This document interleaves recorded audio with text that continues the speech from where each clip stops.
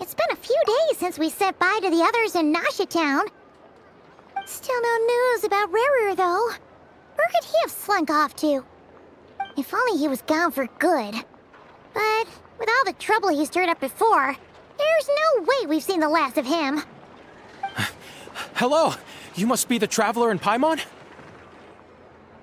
Mr. Flynn has been looking for you. Unfortunately, there's been a serious wild hunt attack over at the quarry. He thinks it's time to regroup and figure out a plan. The wild hunt? Oh, uh-oh. We better get over there, right away! Come on, let's go!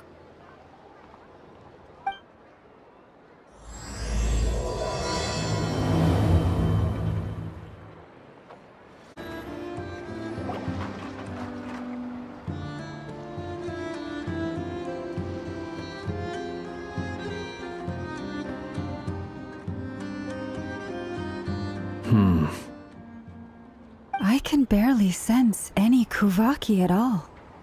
This whole area feels like a soulless husk. Looks like his appetite truly is insatiable. As if the power of that energy cannon wasn't enough. He's not seriously still getting stronger? What's his endgame here? Ah, everyone's here already. Hey, we made it. So, what's going on? We've all been on high alert since we split up a few days back, expecting Rarir to strike again. But it's like he just vanished into thin air. No one has seen him nor found any trace of his presence. That is, until this morning, when a ratnik found signs of wild hunt activity while out here on patrol. As you can see, the crystalline itself is physically intact, but the Kuvaki it contained is all but completely diminished. And we're sure that Rarir did this. Who else? He's the only one who could pull off a stunt like this. Kuvaki loss has reached critical levels. Reikir of Solnari set to maximum threat level. Warning, unless de-escalation measures are taken soon, he will pose a threat beyond our ability to contain. The consequences could be catastrophic. Traveler, do you remember when we encountered Rarir just after regaining his body? There wasn't a shred of sanity left. Nothing but madness and rage. Yeah, didn't he shout out a bunch of names? Then he started raving about how nothing in this world mattered to him. Oh, Paimon gets chills just thinking about it. Oh, but the thought that he's still out there, lurking somewhere in Not Cry, waiting for his chance to strike? Oh, even chillier. Last time we fought, we were already at a disadvantage. If he has such overwhelming strength, why would he suddenly go into hiding? Yeah, if I were him and I wanted more Kuvaki, I'd just take it by force. No point staying in the shadows. Unless something went wrong. His whole resurrection thing didn't exactly go smoothly. The other thing is, how does someone who's completely lost their mind still have the wherewithal to cover their tracks so perfectly? Beats me. According to certain medical studies, insanity does not always entail a complete loss of rationality. It may be that he is simply living in a world of his own. That actually sounds about right. He was ranting away to himself the whole time, like he had zero interest in talking to us.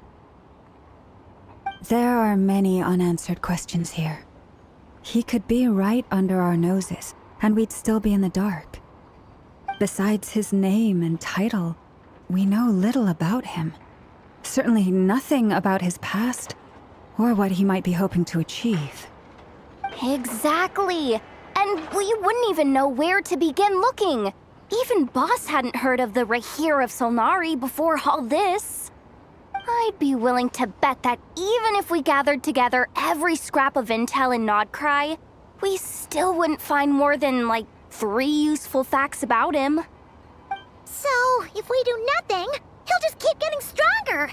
But if we want to investigate him, we have no idea where to look.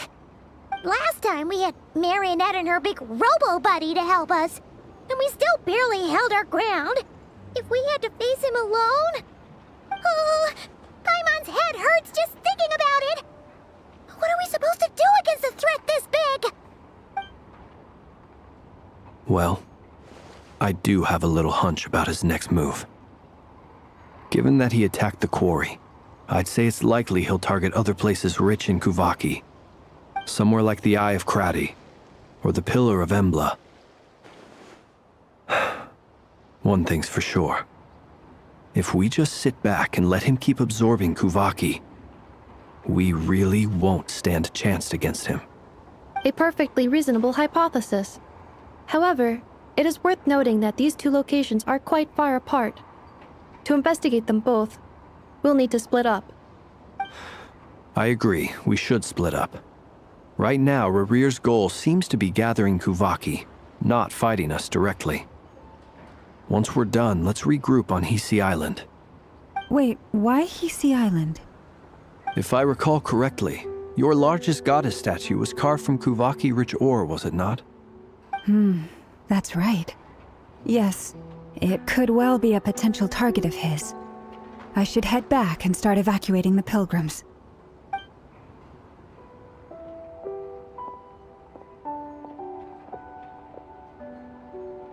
Splitting up's always gonna be risky. But I guess we don't have much choice, right? We're in a race against time here. And if we do run into Rear, what then? That's when you follow the third rule of treasure hunting. Run like the wind. Didn't you say the third rule was go with the flow? I don't know. Did I? Anyway, whatever. In this situation, go with the flow means go find backup. Agreed. If anyone finds so much as a trace of Rarir, do not pursue him. Get out of the area and alert the rest of us as soon as possible. We need to put safety first. All right, we'd better get moving. Come on, Anefa, let's go.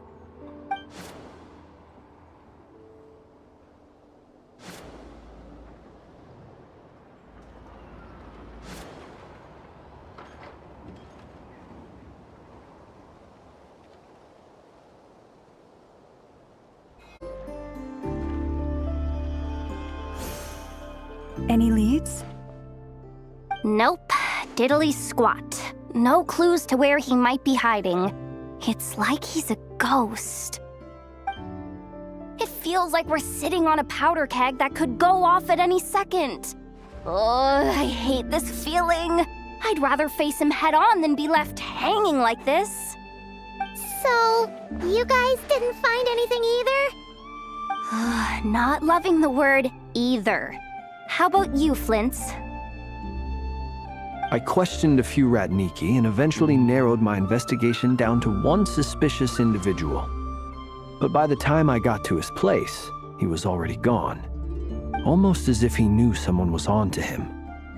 Either that or he's just extremely cautious and doesn't stay in one place for long. He's been biding his time for a while now. The question is, where or what is his next target? No idea. Since regaining his body, he seems to have lost all interest in the fragment in my possession. If he did still want it, he's had plenty of chances to take it.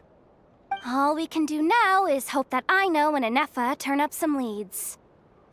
Darn it, Rarir! If you've got the guts, come face me one-on-one!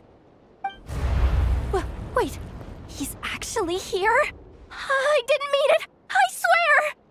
No, it's coming from Silver Moon Hall. The Lady Kutar might be in danger. Let's get over there, quick!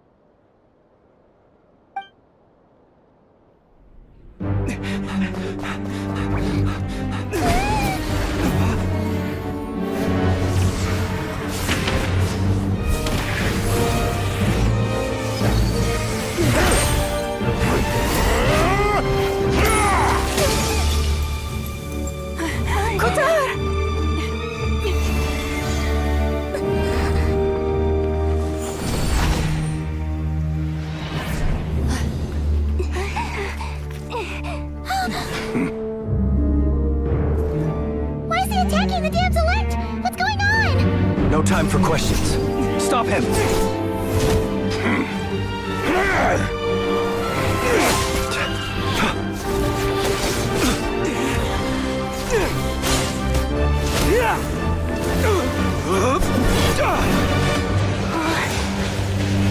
This is insane. Yehuda, get Kutar out of here! On it.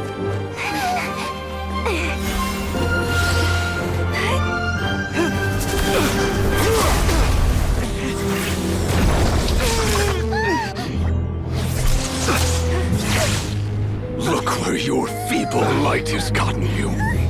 Now you shall plunge into darkness. Felindus, soon I will find a way. Watch out!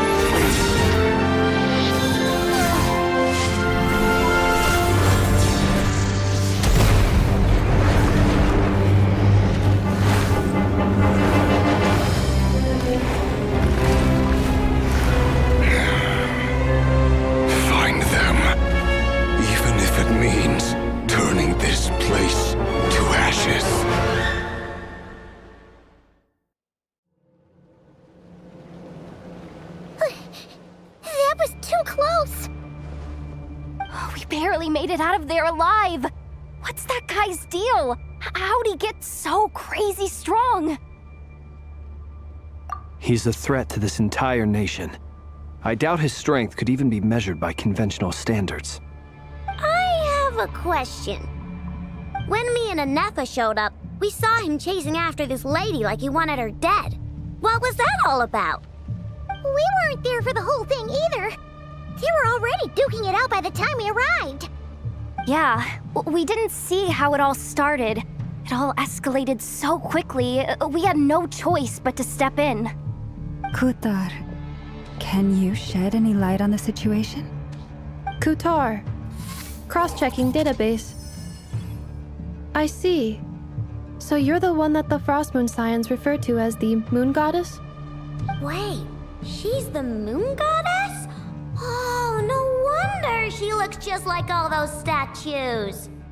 There are many reasons why people might worship the moon, and just as many why they might despise it. I've never met that person before, but there was no mistaking his deep-seated hostility towards me. Why he holds me in such contempt, I cannot say. But since he hunts the power of the moon, it's no surprise that I am a target. Kutar. There are many potential motives. For instance, you help the traveler escape his grasp. This could be his way of taking revenge. It is also possible that he covets the Kuvaki inside you and seeks to take it for his own. The list goes on. But right now, devising a counter strategy should be our #1 priority. The likelihood of this location being discovered is close to 100%. A counter strategy? We don't stand a chance against an enemy like this. Surely our only option is to run. He's not gonna chase us to the end of the world, right? So as long as we can sneak out of Nodcry undetected. No, I can't say that. Come on, Yehuda, this is serious stuff. You can't suggest we all just chicken out. Running is our only option. Huh? You seem surprised, but what other choice do we have? We are facing an enemy we cannot possibly defeat in battle.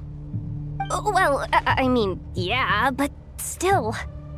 It's not too late. I can distract him, so you have plenty of time to make your escape. Wait, what? You're gonna act as bait? Doesn't that make sense? I'm the one he's after. There's no need for you to risk your necks on my behalf. A coyote doesn't stop for bypassers while it's howling at the moon. What is it, Loma?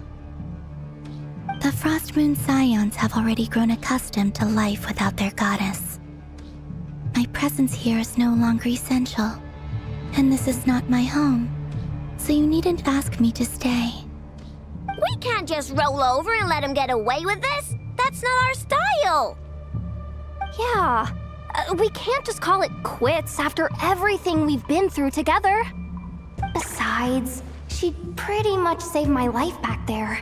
If I just ditched her now, I'd never forgive myself. We can't overlook that you have saved our lives multiple times now. To talk of returning the favor would be a little crass for my liking. But suffice to say that we are friends, and friends look out for one another. Riri's true objective remains unclear.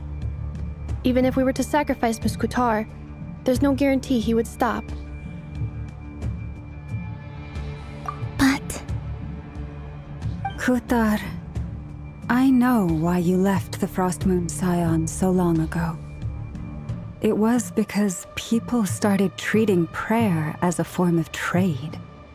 They would make self-centered wishes, force you to accept meaningless offerings in return, and then expect you to perform miracles for them, as if that were their entitlement. If it were me, I might have walked away too. But I believe that time can change everything, and that sometimes it takes losing something precious to appreciate its true worth. After much reflection, I've realized that this was never about whether the Frost Moon Scions need you. Any relationship based on need is purely transactional.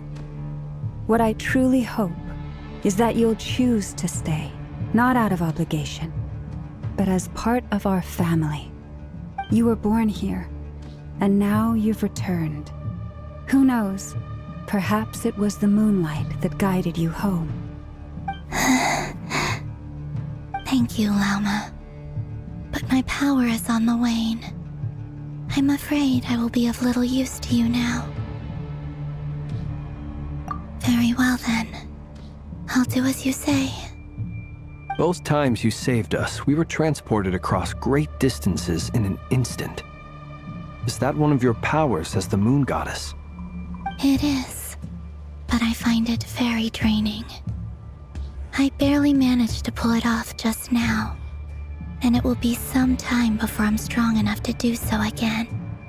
Rejected by the world, my power is dwindling. Like a lake cut off from its source, slowly shrinking away. Now, it has almost run dry. What do you mean, rejected by the world? The 3 moons belonged to the ancient bygone era in which they came into being. From the moment I was born, the world itself has been steadily sapping away at my strength. The 3 moons are not one and the same. As the goddess of the Frost Moon, I cannot wield the powers of the other 2. Yet moonlight has a way of blending together. Each can reflect the other's glow.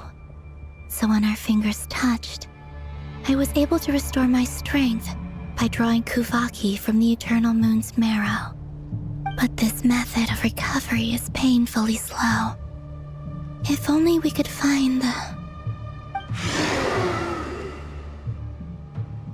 It's the Wild Hunt! Even faster than we expected. We'll have to finish this conversation later. See how those wild hunt creatures are running away from us.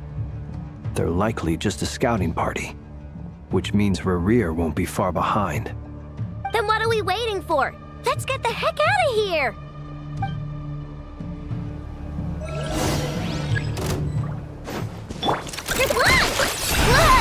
Cleanup sequence in your... The night cometh. Oh, they just keep coming! This is driving me nuts! Rear's closing in on us. We need to pick up the pace. There's too many of them! And this time, we can't fall back on Guitar's house to escape! This goes on much longer. Fear the dark. Beware the creatures of the night. Be silent. With one heart, we pray. Installation chamber deployed. Annihilation mode. Leave this place. Observe. To dust. Close your eyes. To dust. For the everlasting forest.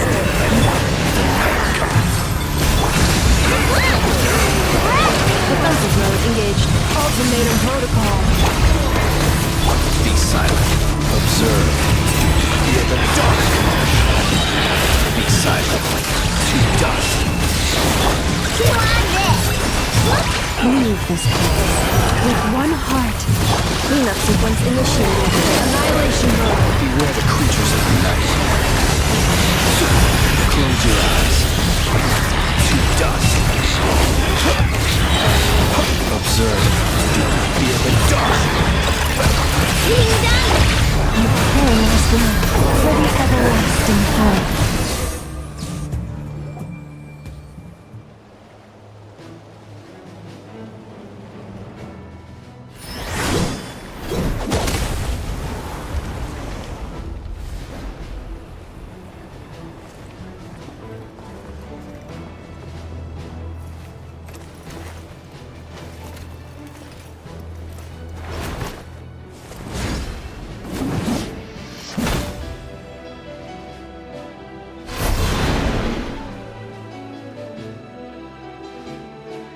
What's the matter? Bit off more than you could chew? Who are you? Uncle Varka! You're back from Amsvartnir? Whoa! You're Varka? Grand Master of the Knights of Favonius? We could save the intros for later. Right now, let's get you all out of this hellhole. Follow me. I know somewhere you'll be safe.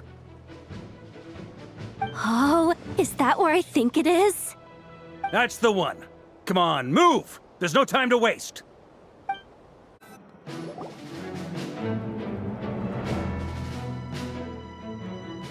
Wow! Where are we? This is so well hidden. Well, that goes without saying. This is the Knights of Favonius' meeting place in Nodcry, and a contact hub for the Northern Intelligence Network. AKA, the black market of intel. No matter what faction you're with, it's the place to buy and sell information. Their headquarters are in Nodcry, but they've got contacts in every nation. As an expeditionary force on foreign soil, working with them has offered us the most effective way of getting our hands on reliable local intel. This is where we meet, so naturally, it's secure. Anyway, where were we? Folks from Nodcry should be pretty familiar with me by now. But I believe this is the first time we've met. Allow me to introduce myself. I am Varka, Knight of Boreas, and Grand Master of the Knights of Favonius. We've heard all about you. This meeting's been a long time coming. You look way younger than Paimon expected. But you definitely have that Grand Master vibe. Well, I'm no spring chicken. Just not showing my age yet. Definitely feeling some of that back pain today, though. Rushed back from Amsvartnir without a wink of sleep, only to get right into another fight with that freshly revived maniac. Another? You mean you fought him before? Yep. He wasn't nearly as strong back then, but he was still a formidable foe. I brought some of the knights along to give him a little surprise, but he saw us coming from a mile off. My squad took heavy injuries, and I barely made it out alive myself. We knew it might have been our last chance, so we staked everything on it. But still, it wasn't enough to stop him. I tried tracking him down afterwards, but he didn't leave a trace. Even in his unhinged mental state, he's as cautious as any trained operative. So, I decided to come find you. And as luck would have it, turned up to find you being ambushed by the Wild Hunt. The rest, you already know. Is that why he's been frantically absorbing Kuvaki these past few days? Because he sees you as a threat? Maybe I'm part of the equation, but even if I weren't, I'm sure he'd still be gathering power. He's clearly working up towards something. Note to self, Uncle Varka's strength rating officially upgraded. Guess it's my turn to ask questions now. So, what exactly has been happening in Nodcry? Why has the Wild Hunt returned in humanoid form? And why is it after you? That's a long story, but I'll try to make it quick.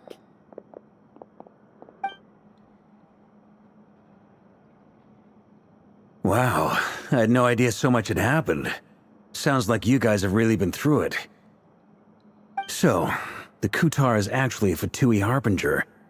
And all this Wild Hunt activity in Nodcry is the work of the Raker of Solnari, one of the 5 sinners. That's a lot to take in. Need some time to wrap my head around it all.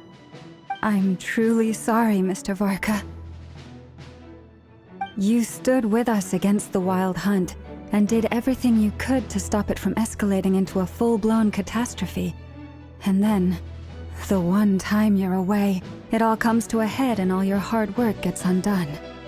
You've got nothing to apologize for, Miss Moonchanter. You can plan 100 steps ahead and still slip up. That's just life. No one knows what tomorrow holds. You can't predict which way the wind will blow next. And, to be perfectly honest, I can't say I'm surprised. For all the times we've defeated the Wild Hunt in the past, we've never been able to completely wipe it out. Turns out, we were just delaying the inevitable. But now that a new variable has come into play, fate may well take a different course. A new variable? You mean us? Who else? And in a strange way, I think his resurgence might not be an entirely bad thing. The Wild Hunt is like an unrelenting force of nature, but Rerir is an individual with an agenda. He's gotta have a weak spot somewhere. That said, while Aino was explaining everything just now, some of the points that Mr. Flint's added caught my attention. You mean about our mystery ally? That's right. From what you've said, not only did they lead you straight to some key files, they also shielded Hisi Island from a lethal Kuvaki blast. I don't know who or what could pull something like that off. Heck, even Miss Columbina doesn't have a clue. I hadn't heard the story about those files. Would you mind repeating their titles for me? Wild Hunt Phenomena Log, a Nodcryan Ratnik's Field Journal, and Kuvaki Survey Log.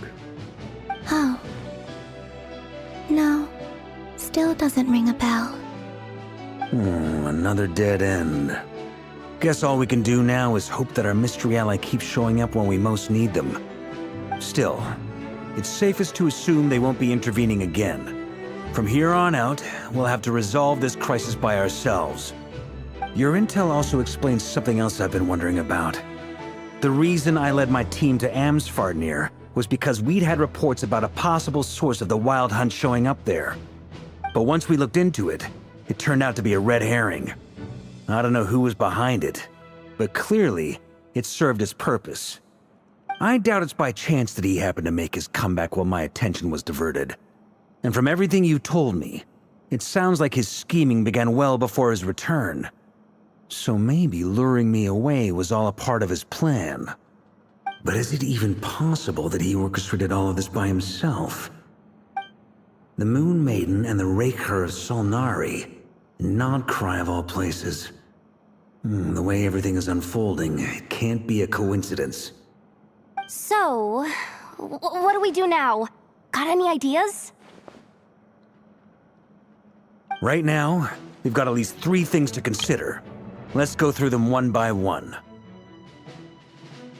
First, we need to figure out how to take down Rerir. If we can't beat him in a straight-up fight, the rest won't even matter. To my knowledge, the bulk of Nodcry's fighting force is already gathered here. But even with everyone united, we're still no match for Rarier in his current state, let alone with his power still growing. What if there was a way to tap into a new power of our own? How so? Have you thought of something, Columbina? 3 moons once watched over this world. The Eternal Moon was the largest. The Frost Moon was the brightest. And the Iridescent Moon was the most mysterious. They say that back then, the 3 moon goddesses wielded immense power, enough to shape the workings of the world itself. I now bear the Frost Moon's power, and the Eternal Moon's marrow resides within the Traveler. Hold on. Are you suggesting? The iridescent moon, the last piece in the puzzle. That's right. If we can find the Iridescent Moon's marrow, I will be able to regain my strength much more quickly. The 3 moons are said to stir the tides and illuminate all things.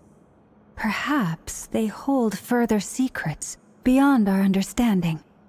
According to my analysis, the solution is feasible. However, it is subject to one major condition.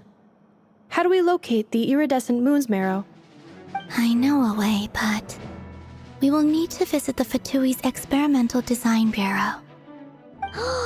The Experimental Design Bureau? Are you saying we need to involve Marionette? Yes. I must speak with Sandrone. It's a long way from here to the Experimental Design Bureau. There's a high chance you'll be spotted. You shouldn't go alone. Then that's settled. Next up, our second priority. Somehow, we need to figure out Rarier's end goal. As you saw for yourselves, when he was still in his wild hunt form, everything he did was for the sake of recovering his body and resurrecting himself. His first act since then, after laying low for a while, was to try and assassinate this young lady. People's obsessions often reveal their greatest vulnerabilities. There must be a reason why he despises the moon so deeply. Perhaps it sheds some light on his title, the Raker of Solnari. The Wild Hunt has plagued Nodcry for centuries now. If we want to stop it for good, we have to get to the root cause of what's driving it. It's true. We still know very little about him. If Kuthar hadn't given us that lead, we wouldn't even know his name. But where would we even start? I doubt even the Intel Queen of Nodcry has a clue, and she has info coming out of her ears. Oh? That's a rather hasty conclusion for someone who's so painstakingly meticulous when it comes to dealing with machines. Ah! She hurt me!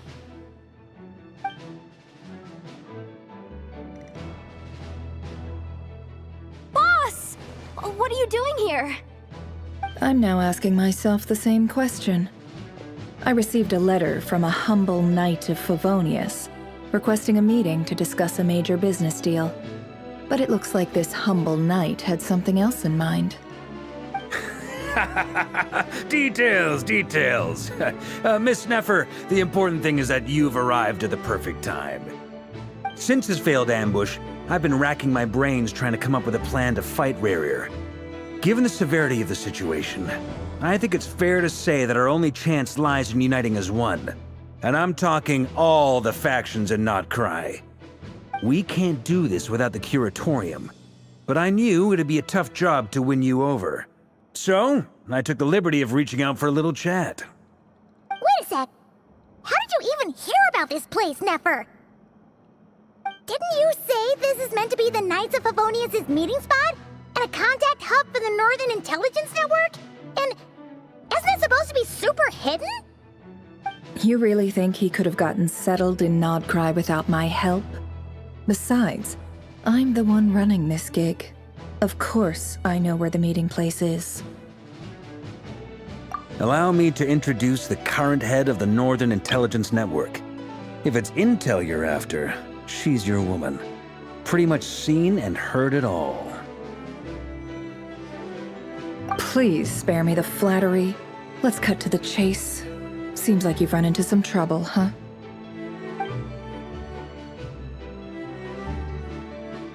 Well, this certainly qualifies as an unforeseen crisis. On behalf of the Curatorium of Secrets, I wish you all the best of luck. So you're just going to sit this one out? Why should I get involved? What could possibly be in it for me? What if we told you we can't do this without you? Oh? Then I'd say you'd better make it worth my while. I don't work for free. I can't put a price on something like this. It's just not in my nature. But then again, you and I have always been polar opposites in this regard. So I can't exactly say I didn't see this coming.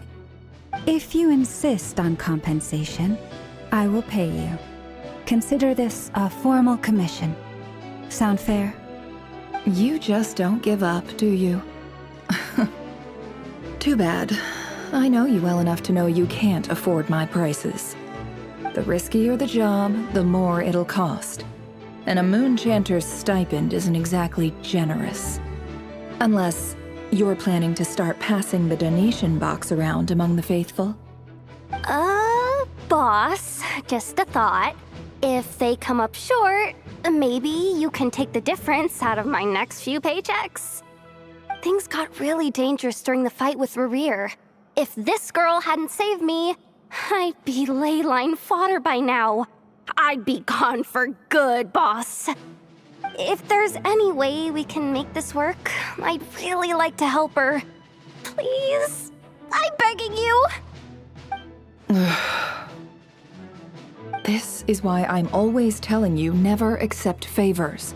They are the hardest debts to repay.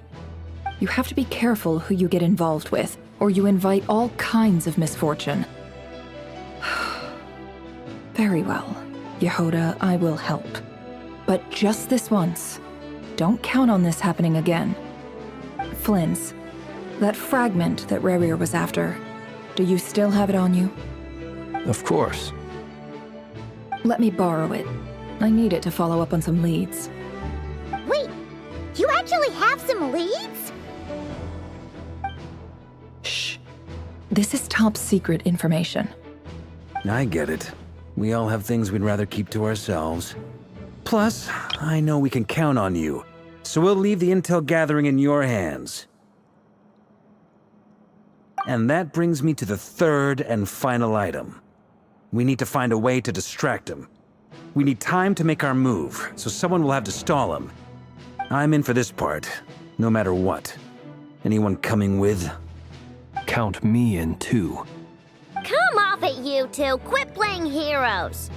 I'm way ahead of you here. Nefa did a scan of the Moon Goddess's Kuvaki signature, and we're gonna use it to make some decoys over at the Kramkake craft shop. Anyone who's in, follow me. Once they're ready, we'll deploy the decoys across Nagcry. So as long as the rest of you keep moving, he won't catch on to your scent and won't be able to track you down. I like it. Genius idea. No biggie. All right then, we'll split into 3 teams. Once your team has finished their mission, return here and wait for the others. Dismissed!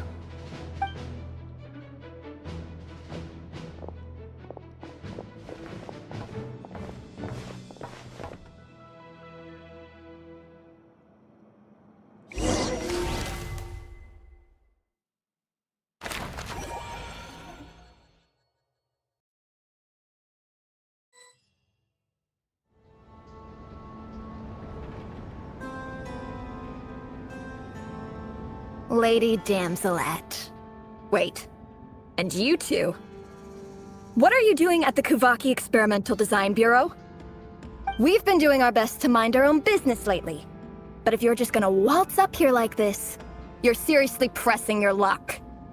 Don't blame us for doing what we have to. Huh. You really think that's gonna scare us off? We're not looking for any trouble. I just want to see Zandrone. Do I need to remind you that you're still a wanted fugitive for deserting us? Out of consideration for our former ties and the crisis we're all up against, we'll let you leave in one piece. But don't even think about trying to get inside. Let them in.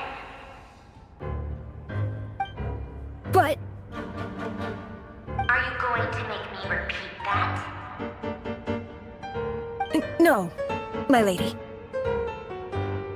Sandrone seems to be in a good mood. Must be maintenance day.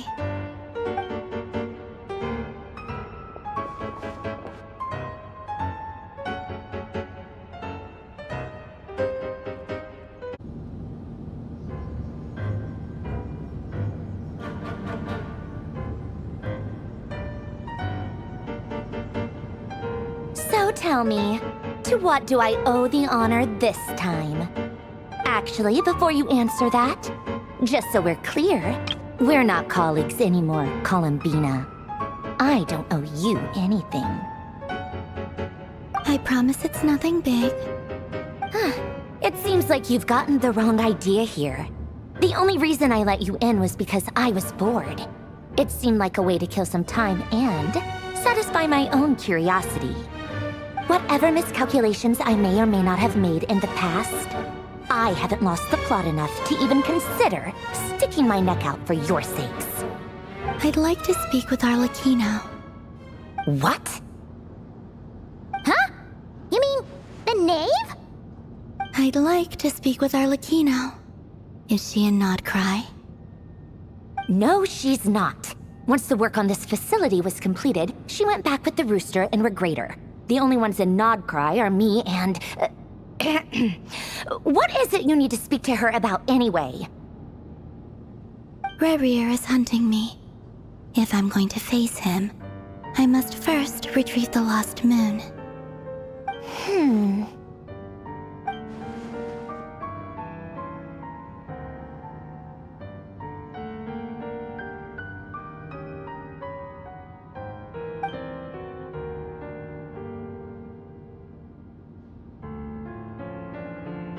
Is that a no, then?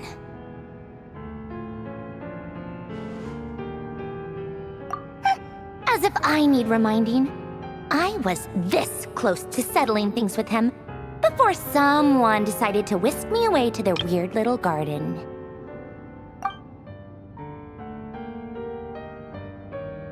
Have you held any tea parties lately?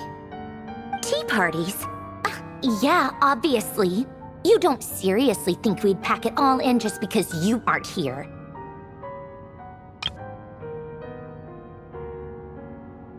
If anything, they've been more eventful than ever. Just me, Arlecchino, and a bunch of insolent, insensitive guests who won't stop asking where you've gone. Oh, they've been a real joy. I bet you served them the worst tea you have. Just like you used to do to me when I upset you. Who cares about how good the tea is when there's no one around to drink it? I keep losing people. First Rosaline, now you. I'm running out of people who can make me laugh. Honestly, what could be more ridiculous than the multi-centenarian goddess, who's only ever had the plain herbal tea she received as offerings? You'd always brew a different type of tea for me each time. Was it really just to see how I'd react?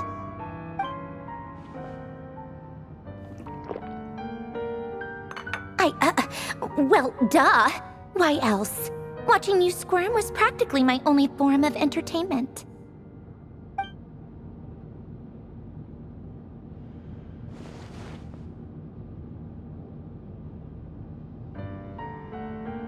Oh, yeah.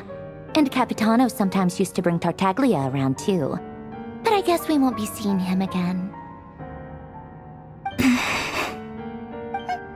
Well, I guess we are overdue for a get-together. Polonia! Have Febronia pass a message to Arlecchino for me. It's time for tea. Will suffice. Pass along a message for me, too, if you would. My body cannot contain the marrow of 2 moons, so I'll be leaving one of them in her care. Excuse me? Who said you were on the guest list? If my tea meant that much to you, maybe quitting the Fatui wasn't your brightest move. Back when you were under the Tsaritsa's protection, no one would have dared come at you so openly. But that protection didn't come for free. In fact, I paid dearly for it. At the end of the day, It was just another transaction. I just got tired, that's all. I never wanted any part in their grand ambitions, and I've had enough of being treated like a bottomless supply of power. It brings back memories from the old days, when I was still worshipped as the moon goddess. Centuries on, it may be a different group of people, but I see the same greed in their eyes. I figured you'd leave eventually. You didn't have as much of a reason to stay as I do. The Tsaritsa gave you shelter and protection, but that was it. Nothing more, nothing less. Meanwhile, the Fatui demanded everything from you in return, until it was more than you could bear. I get why you left. And frankly, I have no interest in dragging you back just because the higher-ups told me to. But if you keep hanging around with this riffraff, the next time we cross paths, we might be enemies for real.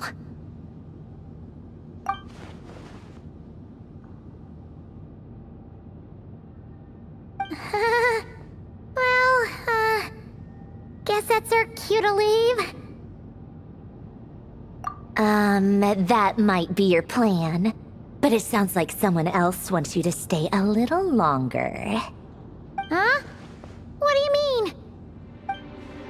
See for yourselves.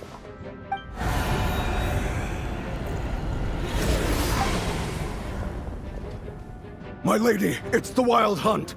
A horde of monsters is headed straight for the facility.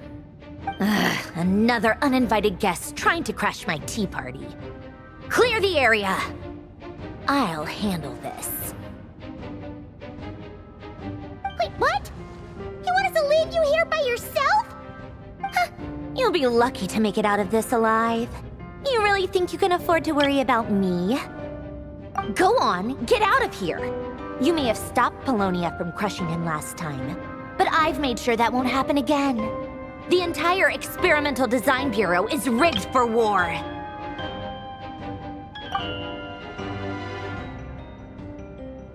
Stay and watch if you want, but it'll be at your own risk. You're not flagged as friendlies in a weapons system. Don't tell me what to do! Look, if you're leaving, make it quick, or you'll just get in my way. There's a secret passage on the second floor. It'll take you right to the plains out back. Stare all you want, Columbina. You're not getting another invitation to my tea party. I know. But thank you anyway, Sandrone. This is exactly why you shouldn't hang around with those people. All their melodrama and sentimental nonsense is rubbing off on you.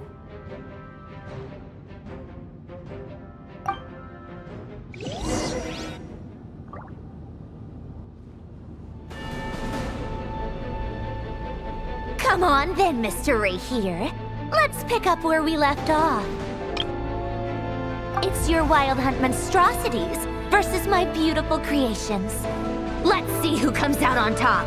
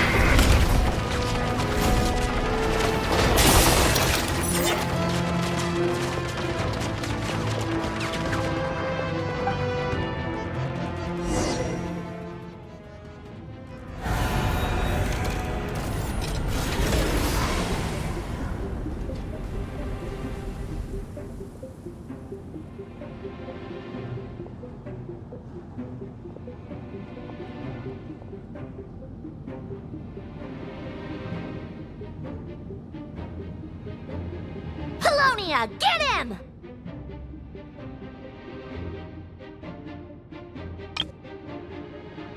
I've upgraded Polonia again since our last encounter, and uploaded every last scrap of your data. So let's finish this, once and for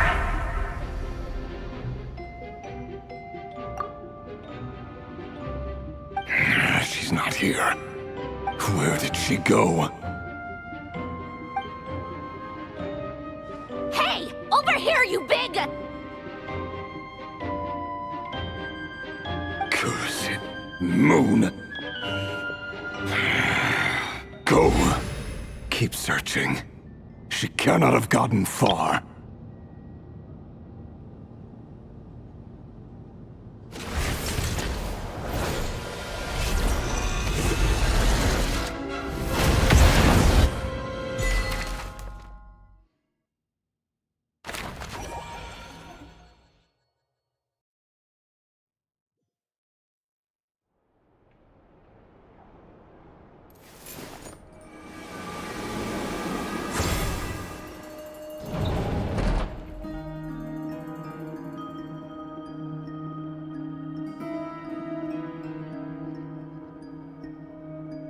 So this is your method for investigating Rarir's past?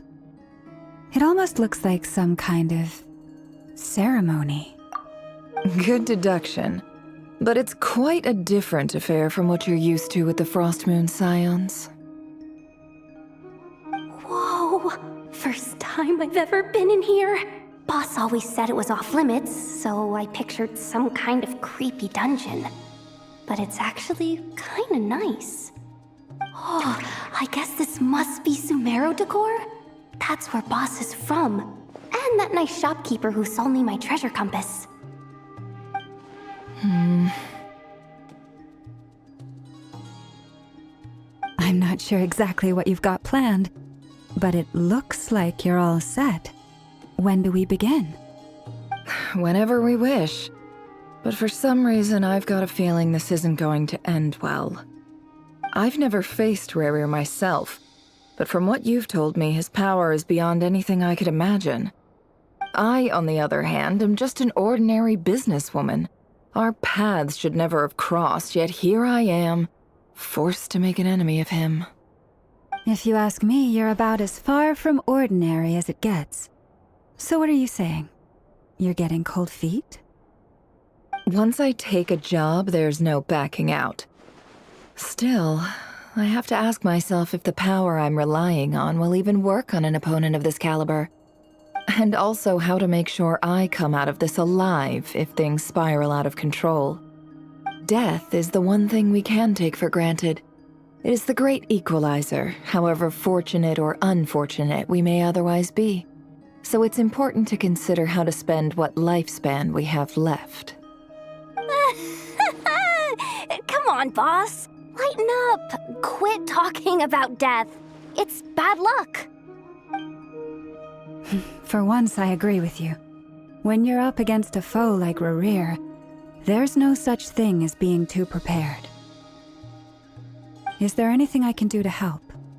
That won't be necessary. I've already made up my mind. Time to cash in a precious favor I've been saving for a rainy day. Yehoda, I need you to find someone for me. The sooner the better. Find who? That shady merchant who sold you an overpriced treasure compass the other day. Come on, boss. You're pulling my leg again. In what way is she shady? She showed up when I was completely lost and sold me a neat little gadget that was exactly what I needed. Trust me, she's a good person. Anyway, I know who you're talking about. Don't go anywhere. I'll be right back.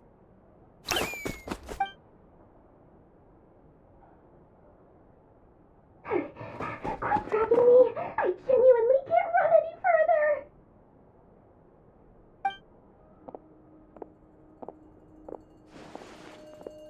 Hey, aren't you? What is it? What's the big rush? You dragged me out of a dream where I was literally swimming in Mora. I'm charging double my usual attendance fee. See, look how easygoing she is. After that rude awakening, she could have completely snapped at us. But instead, she kept it together and just asked for an extra fee. Dori Sangama Bay? I never would have pictured you two doing business together. If you want to make it big and not cry, it's all about connections. Lady Nefer just so happens to have a lot of intel that interests me. And she also did me a big favor in the past. It was back when I first arrived in Not Cry. My trusty assistant, the genie in my lamp, had an adverse reaction to the Kuvaki and fainted. And wouldn't you know it, that's when I suddenly find myself in a life-or-death situation. Good thing my compatriot was there to swoop in and save the day. I've been giving her a 30% discount off all of my goods ever since. Now, so that no one here feels left out, I'm willing to extend a 20% discount to fellow friends of Boss Nefer. Plus, any other friends you send my way will enjoy 10% off. What can I say? The great Lord Sangama Bay is nothing if not generous. So, let me guess. You've run into some trouble? I've got everything you could possibly need, and the more you buy, the more you'll save. You guessed correctly. What have you got in the way of survival gear? The one type of gear I've never been short on. What are you looking for? A jetpack fresh from the Academia's labs? An ancient suit of armor dredged up from the bottom of the sea? At the very least, I need to know what kind of opponent you're dealing with here. If even you're worried about staying alive, it must be pretty serious. What if I told you it's someone with the power to bring a nation to its knees? Is that so? Then we really are talking top-shelf treasures. I don't have anything like that in stock right now. I'll have to ask my supplier. Your supplier? A powerful woman, make no mistake. I can't reveal her identity, but luckily for you, I hear she's planning to visit Not Cry in the near future. If you're willing to wait, I can ask her when she's here. Can't say exactly how long that'll be, though. Then, let me put it another way. What would you do if you encountered an enemy like that? Roll over and serve yourself up on a silver platter? Of course not! I have a handy little trinket from one of my generous suppliers, which... Hold on. What exactly are you getting at? No, no! This is for my personal use only! Let's just say I'm borrowing it, all right? Just for insurance purposes. You'll get it back later. Favors are the worst kind of debt to owe, and now you've got a chance to repay one. A win-win situation, don't you think? Fine. You can borrow it for 5 days. No, make that 3. And for every extra hour after that, I'm charging you 1,000,000 mora. Deal? Deal.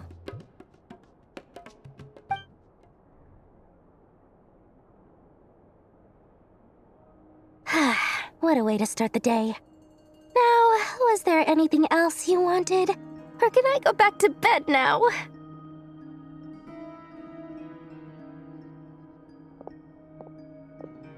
That will be all.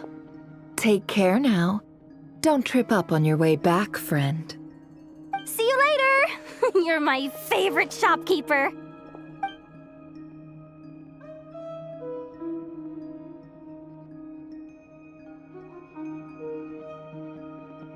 Excellent. Everything is well and truly ready. The ceremony can now begin. After initiating the ceremony, your minds will follow me wherever I go. You will see many strange things in your mind's eye. So remember, don't be frightened, and don't make a sound. Now then, let us peer into the Raker of Solnari's past. I made it. I don't recognize this style of architecture. Must be Conrian. Simple furnishings, table and chairs. It's a more ordinary house than I might have expected. Looks like the fearsome Raker of Solnari came from surprisingly humble beginnings. Unless this passed for luxury in Conria. Unlikely. It was said to be a very prosperous nation in its heyday. Anyway, I'll keep exploring.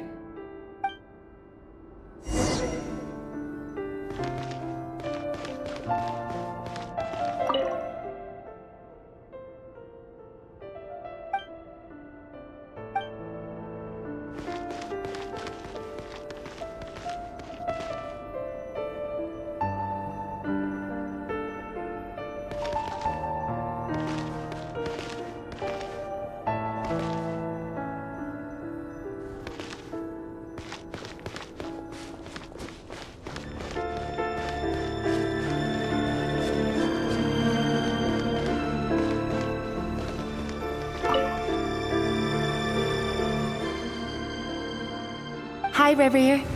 Since you're working extra hours tonight, I thought I'd keep myself busy by checking out that new kebab shop. I've heard good things about their menu. I'll test it out, and if it's as good as everyone's saying, let's go back together sometime. P.S. New stash from the Universitas Magistrorum. I brought some goodies home. A few teacups and a pin rack. Hope you like them. They didn't sign their name, but they must have been close. Sounds like they were living together.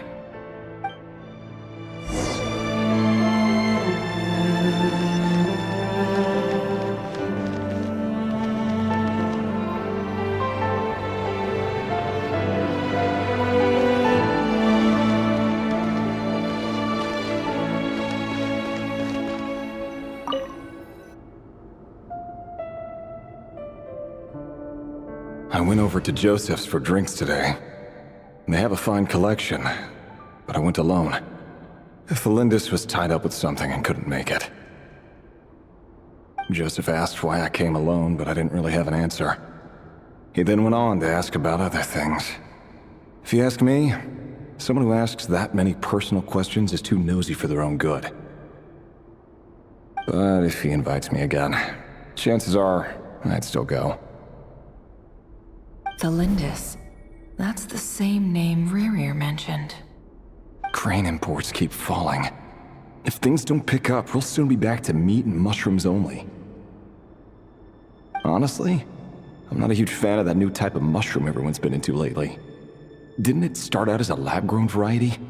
I heard it's even mildly corrosive. Seriously, why would you even eat something like that? I don't care if it's an impressive feat of alchemy.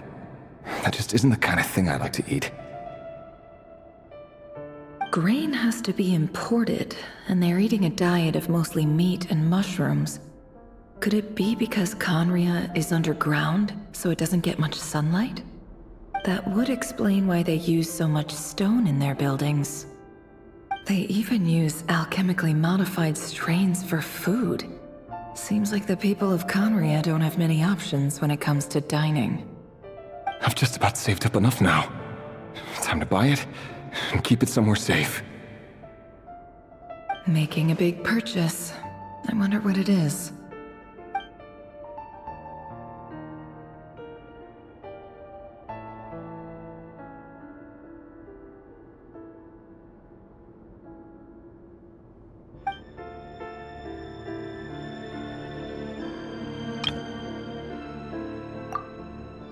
He really is a professional. No wonder he's so good at covering his tracks. Despite what he's become, it seems like he's retained certain habits, at least in this regard.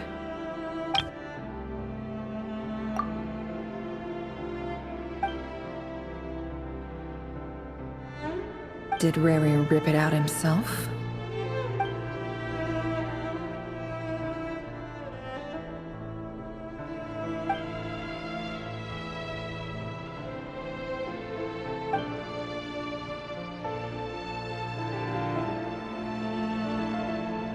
before I met you, I was convinced that my heart was nothing more than a stagnant pool. The burial place of a fallen moon. A withered, windless grove where the waters rested forever unrippled. It was you who helped me see that my heart hadn't entirely withered away. That it could still beat to the rhythm of love. This is just trivial sentimentality from the looks of it. Why would he go to the trouble of hiding that? The burial place of a fallen moon.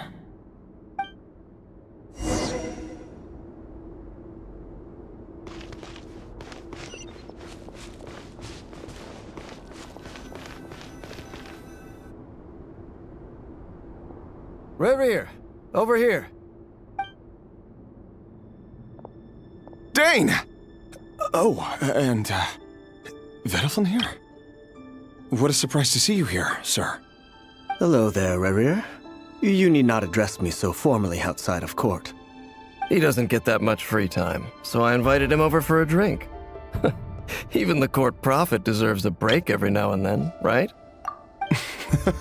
Well, I'm flattered. So, what are we discussing today? Hey, don't look at me. As far as I see it, we don't need an excuse to have a few drinks. Come on, don't give us that. Didn't you say you were about to pop the big question? How's that coming along? Who'd have thought the great Twilight Sword was an even greater gossip? I just didn't expect you to be the first one to settle down and get married, that's all. Yeah. If you told me that a few years ago, I wouldn't have believed you either. So, are you planning to come clean about your job then? I'm guessing you still haven't told her. Sure, I'll have to tell her at some point. But I'll need to pick the right time and place. To be honest, I have no idea how she'll take it. Come on, stop being such a pessimist. For all you know, she could be thrilled. I bet she'll be much more impressed by your actual job than the one she thinks you're doing now. A member of the King's Guard. Quite the cover story. Does the king himself even know? Of course he does. Anyway, enough about me. How have you been? Me? Same old, same old. Nothing much to... Huh? What's up, Ved? It's nothing.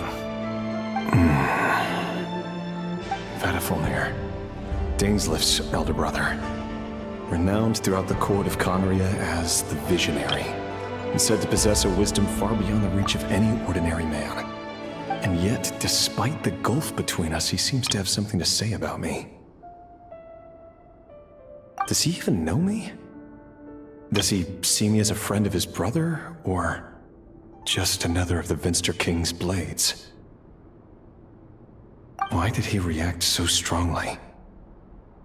Was it really to do with what we were talking about? Brown, curly hair and brooding blue eyes. So this is what Rerir looked like back in the day. Perfectly normal. No different from anyone else. As frightening as this monster is in the present, there's something even more unsettling about seeing the human he used to be.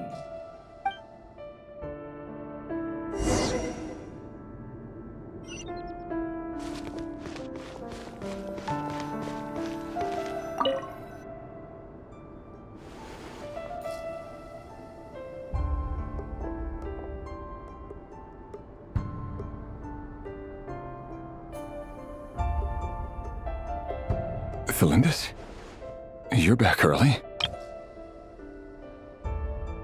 Our equipment's being serviced today, so I got off earlier than usual. How's your day been? Aw, why the long face? Is something the matter? Has your boss been giving you a hard time again? Went for a drink with Dane and the others after work. Isn't that a good thing?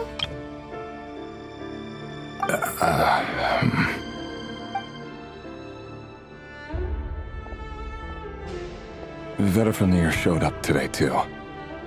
You know, Dainsleif's older brother. Ah, Mr. Vedifenir. Yes, I've heard of him. They say that everything he says ends up coming true. He overheard Dainsleif mention that I'd recently proposed, and seemed to have an issue with it. But when I asked what it was, he kept it to himself. So, you're worried? You could be such a child sometimes, Revier. We're nobodies. Why would the Visionary be concerned about us? I'm sure someone in his position has much bigger fish to fry. Maybe you're right. You worry too much, Revier. We've been together for ages now, and everything's been going so well, has it not? You've even proposed to me. So, you do remember. Tell me then. What's your answer? Like I said, I need some time to decide. You can't just rush into things like this. We may be nobodies in the grand scheme of things, but if we want things to work out, we've still got to plan ahead. All right. Take your time. Just don't keep me waiting forever. Nobodies. Sounds about right. In the eyes of people like Vedifenir and Dainsleif, what do we matter? Can someone whose gaze is so fixed on a far-flung future even see the present clearly? Besides, the dynasty's fate rests with the king and his inner circle. Whatever I do, it won't make much difference.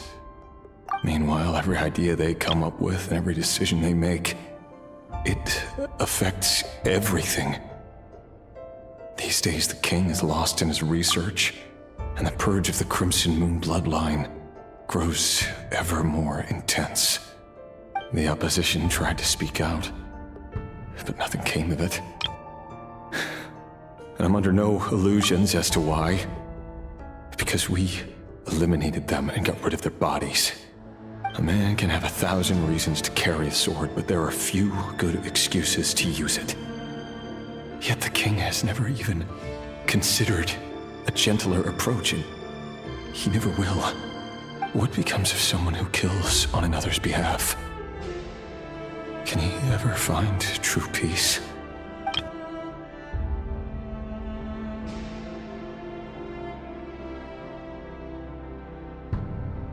Thelindis,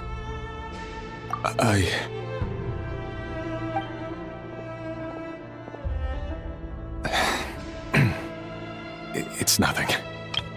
You were right. Fate has never smiled upon nobodies like us. But by the same token, it's unlikely to bear a grudge against us either. There's no reason we can't keep living happily together, cherishing the simple joys of each day as they come. See?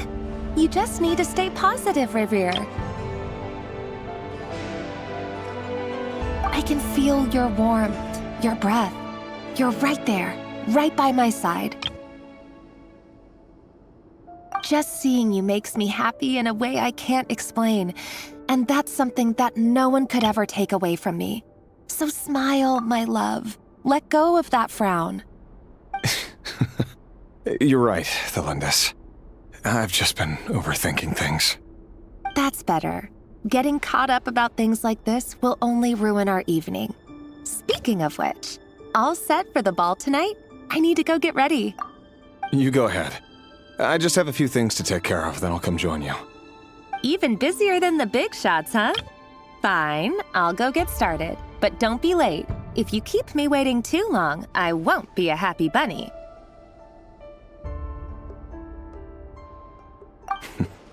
Relax. I'll be there. Seriously, though, you drive a hard bargain. You're really gonna leave my proposal hanging and still expect me to take you to the ball? Well, that goes without saying. I already told everyone I'd be coming with a dance partner. Besides, they're two completely different things.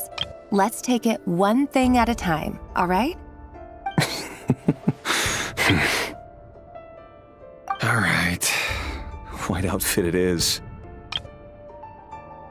It seems like Rerir was deliberately hiding his ties to the intelligence services by giving the impression that he was just an ordinary member of the Finster King's Guard. He clearly doesn't want his would-be fiancée to know about his other life. Then again, that's hardly surprising. People in the intelligence trade rarely do. Who'd have thought we were in the same line of work? Let's dig a little deeper.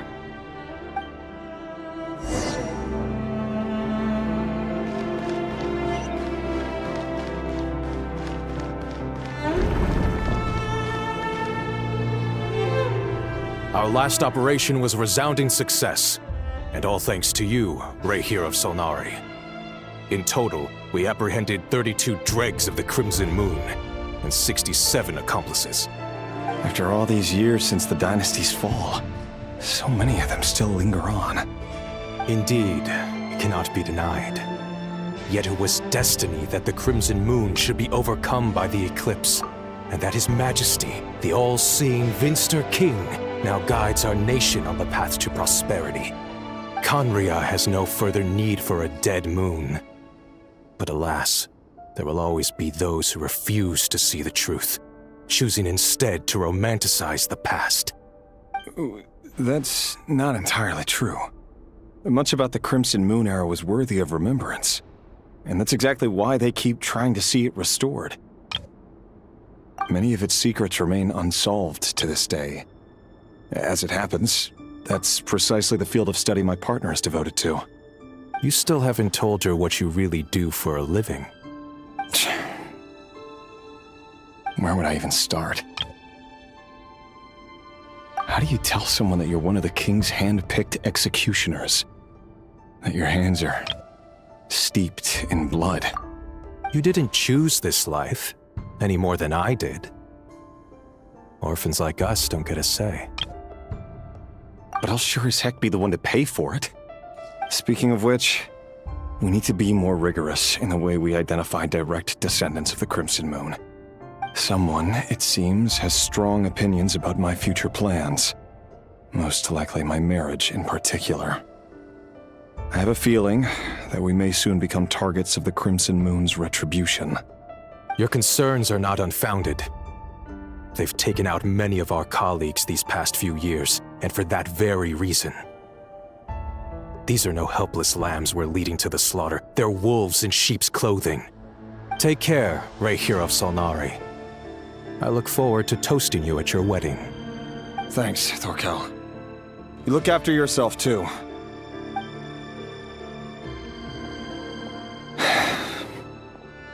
Thelindis, I never wanted to keep this from you. You're the last person I would ever want to lie to. But that's exactly why I can't tell you everything.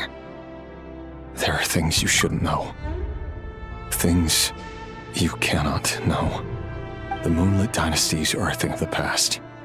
Yet even now, with the sun shining high in the sky, there are those who would call forth a dead moon's ghost. Could that be why Vedalfnir held back? Or was it because of some court secret he's not at liberty to share? I have to get a clear answer from him. No matter what happens, I will protect Thelindis. Rerir seems to be very concerned by Vedalfnir's reaction. Vedalfnir and Dainsleif, the Visionary and Twilight Sword. So that's what they were really like. I've investigated this whole area now. There doesn't seem to be any other memories here. Should I try somewhere else? Wait a second. What's this black smoke?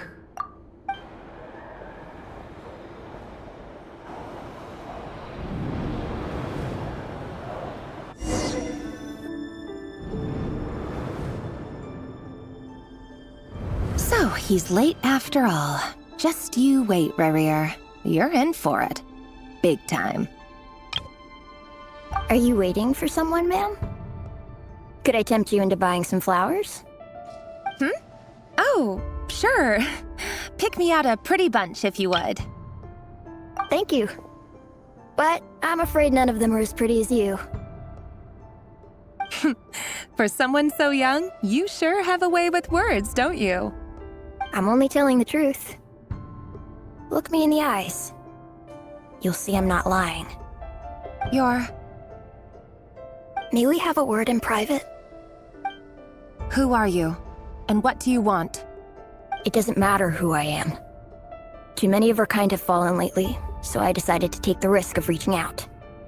Not long ago, the Ray here of Solnari led an assault on one of our strongholds. We suffered many casualties, and many who came to our aid lost their lives as well. Sorry, I don't know why you're telling me this. And I don't want to get involved. Wait, hear me out. This time we finally got a clear look at his face and learned his true identity. His name is Rerir, and he claims to be one of the King's guards.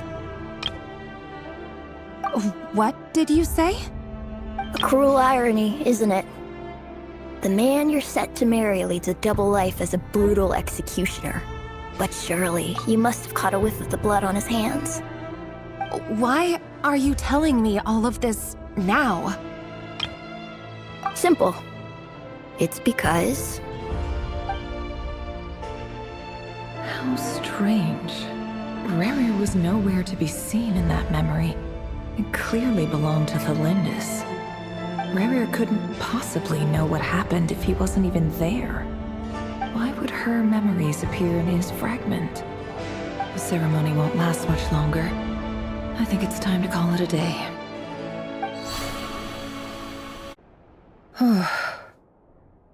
So that was your doing? Did you just pull us inside Rerir's fragment to spy directly on his memories? Any more questions, and I'll have to start charging. I had no idea you could do that, boss!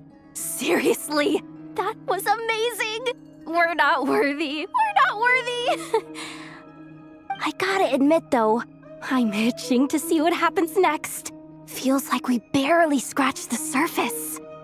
I'm just as curious as you are, but the ceremony only allows for limited time inside. That's all we can see for now. Luckily, we managed to learn quite a lot. So far, so good. I just hope the others are doing okay too. Especially the group with the Traveler. Their mission is a risky one. Let's hope it's all going smoothly. If you're worried about them, go see how they're doing. If I know Boss, she's gonna need some time to write up all the details and make sure it's all coherent. I'll stay behind to lend a hand, but feel free to head back and meet up with the others.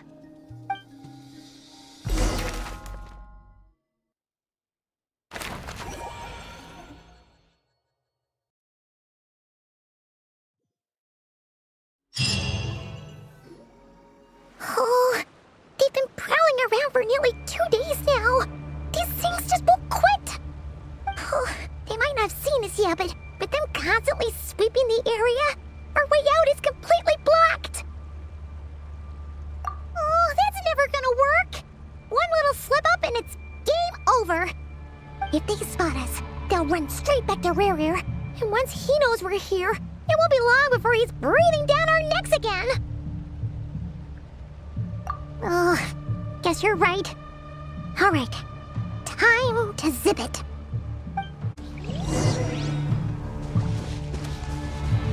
Quick, hide! We almost got spotted! Phew, that was a close call.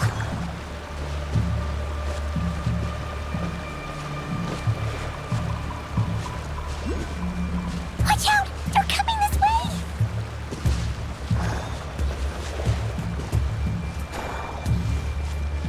Keep going. We're nearly there. This is the final hurdle.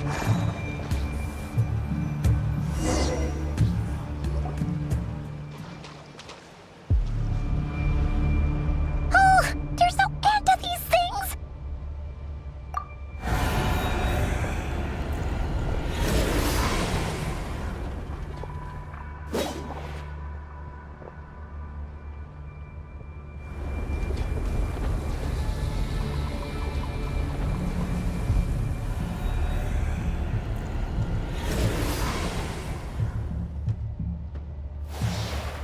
Fire.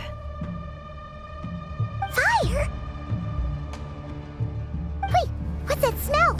Oh no! There's a fire!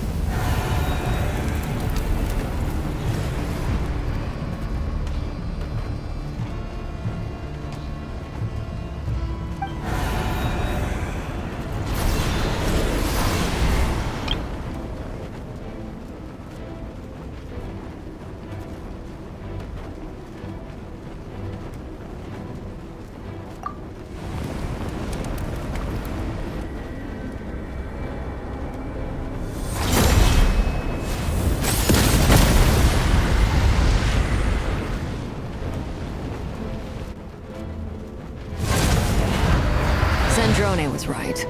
You look weak, Columbina. The old you would never have let such lowly creatures bar your way. Word has it that you did something for the Tsaritsa, and that's why you've lost most of your power. Freedom comes at a heavy price, doesn't it? It's Arlecchino! You came! Hello again, Columbina. And greetings, guests of the House of the Hearth. It's been a while, Arlecchino.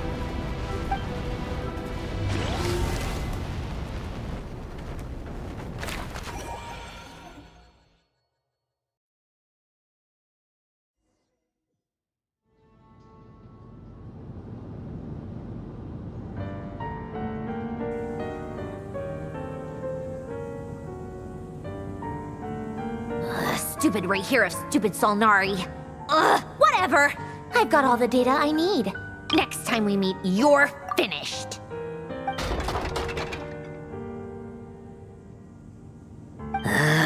He sure doesn't pull his punches. Excuse me, do you need a hand? You can do me a favor by staying out of my way. Can't you see I'm busy? Wait a minute. I recognize that voice. Hello, Miss Zandrone. Father sent us over to help. Huh. How considerate of her. Hey, Fremine, get over here and help me fix this. Lenny, you do your thing. Just keep your sister away from my machines. Nearly every machine that cat girl touches ends up going haywire. Go put her on cleaning duty or something.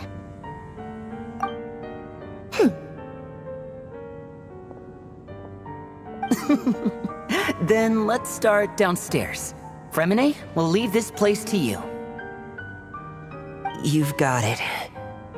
Wait a second. Pretty sure there's still some tea in the cupboard. If you want some, you'll have to make it yourselves.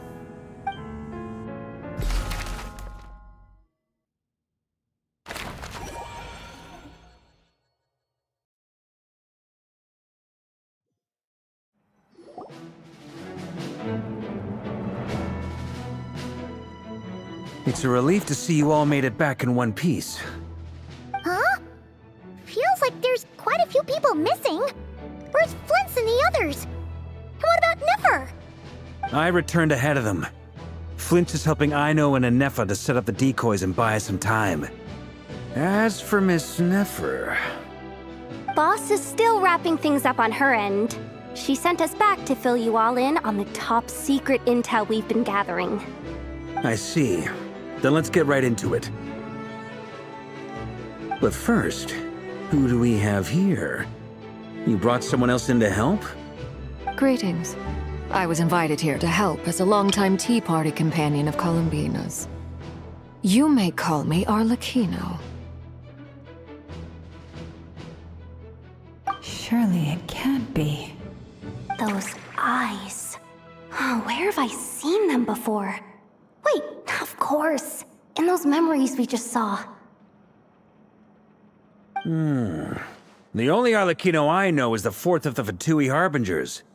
So either you share a pretty uncommon name, or you're more than just a Tea Party buddy. You're well informed, Grandmaster. A man from Mondstadt living all the way out here in Nodcry, and yet the people and affairs of Snezhnaya seem to hold a special place in your heart. Oh, the feeling's mutual. Sounds like you know all about who I am, too. A Fatui harbinger. The atmosphere in here just got really tense. Guess we can't just start trusting Fatui harbingers, even at a time like this. I must admit, though, I'm a little curious. Seeing as the moon goddess no longer belongs to the Fatui, what makes you so willing to put your neck on the line here? Nor does Nodcry belong to Mondstadt, Mr. Varka. Yet still, you're fighting for it all the same. Things don't always have to have a tangible payoff. Sometimes, stopping things from spiraling out of control is a higher priority than chasing the spoils of victory. Of course, I can't say there's nothing in it for me at all. But that's between Columbina and myself. Forgive me. I don't mean to doubt you. It's just that the Fatui really have been the source of many of our troubles. We have our own way of doing things here in Nodcry. But ever since they arrived, the Fatui have treated us with nothing but hostility. I know there's been a lot of bad blood between us in the past. I've done my utmost to avoid friction whenever I could. But sometimes fundamental conflicts of interest simply can't be settled amicably. That's why I'm here solely in a personal capacity. This has nothing to do with the Fatui. As a gesture of good faith, I'll be frank. I can help Columbina track down the iridescent moon's marrow, which will help her restore more of her power. Anyway, what else is on the agenda? Let's begin. She says she'll be frank, then completely skips over the details. Looks like she doesn't want to give away too many secrets after all. But she clearly wants to change the subject. It'd be awkward if I tried to bring it up again now. I guess we'll just have to go along with it. She's the fourth of the Fatui harbingers after all. One look and you can tell she's not someone you'd want to mess with.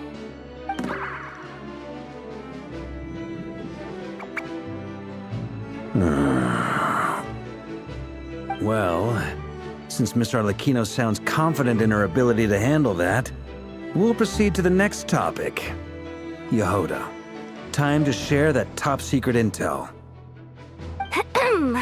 All right, listen up, everyone. First, we now know that Rerir was originally a Conrian secret agent whose primary mission was to hunt down and assassinate the so-called Dregs of the Crimson Moon. The Dregs of the Crimson Moon? Mm-hmm. In the memories, there was a lot of talk about the Crimson Moon and Eclipse, and a whole bunch of other stuff from the time of Conria.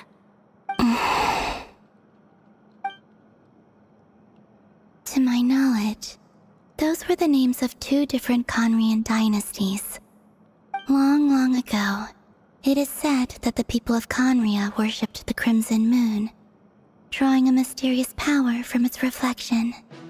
But one day, a coup saw the Crimson Moon eclipsed, hence the name of the new dynasty that replaced it, and how it became the new emblem of Conria. Still, long after the Crimson Moon dynasty had fallen, the last ruler of the Eclipse dynasty, the Vinster King, still coveted the secrets it left behind. So, he sent the Rehir of Solnari to secretly hunt down the Crimson Moon's few remaining followers. In those days, Rerir showed no signs of madness. In fact, he was as normal as any other person. Oh, and he had a fiancé, or at least a would-be fiancé, called Tholindis. What's the matter?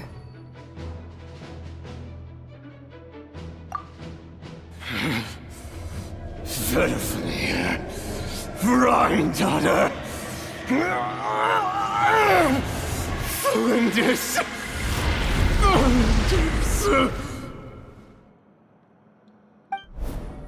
Interesting.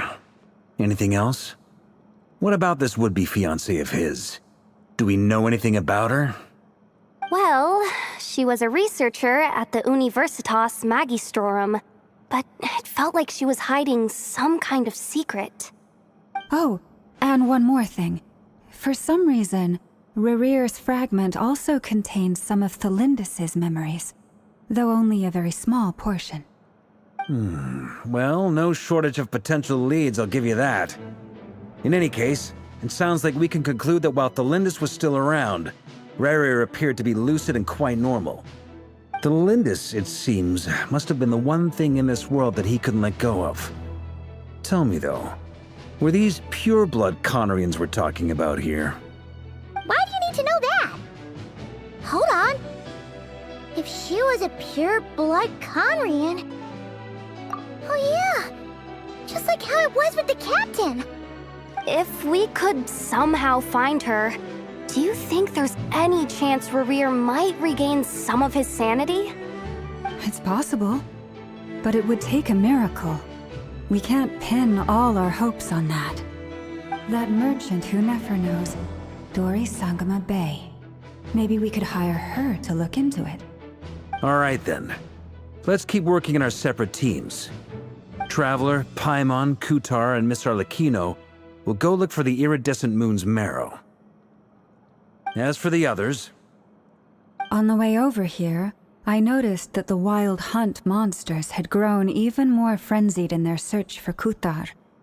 At this rate, the people living here will be in grave danger too. So I'm thinking of gathering together some of our followers to go wipe them out. I'll head back to the curatorium and meet up with the boss. Feels good knowing we've all got something to be getting on with.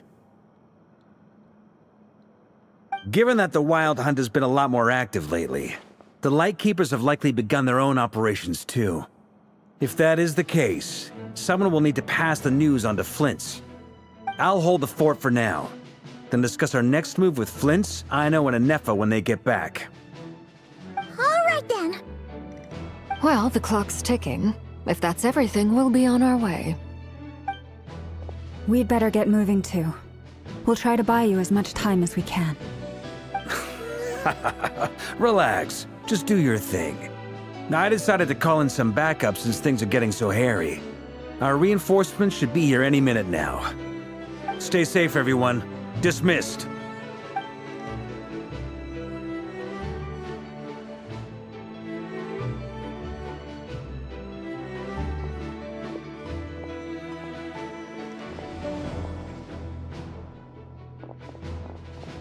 We're back.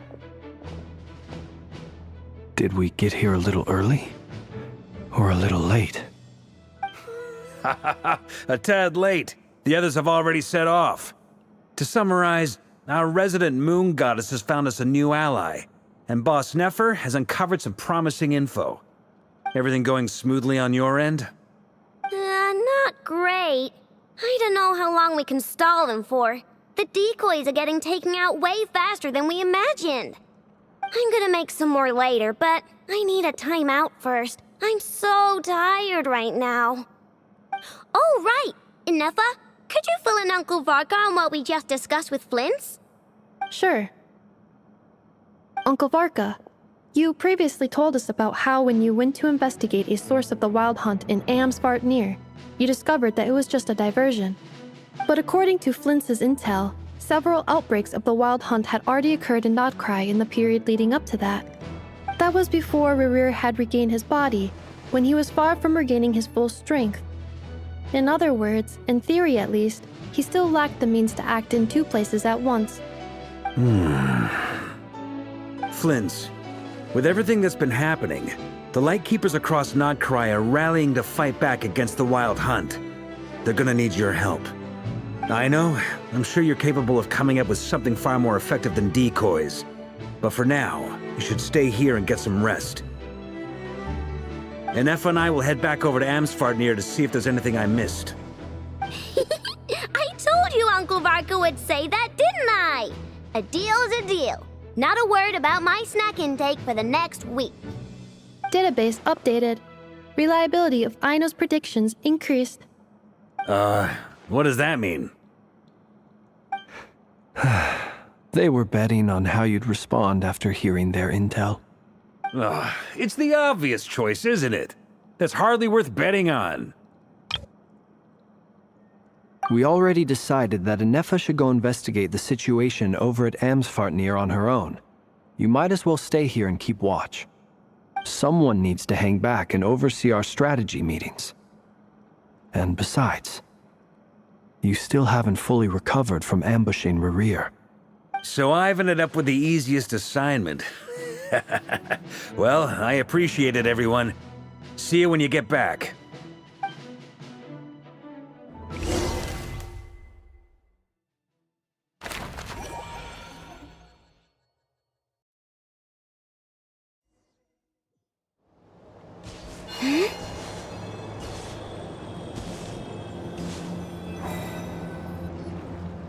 Here, this will serve as a good spot to cross over.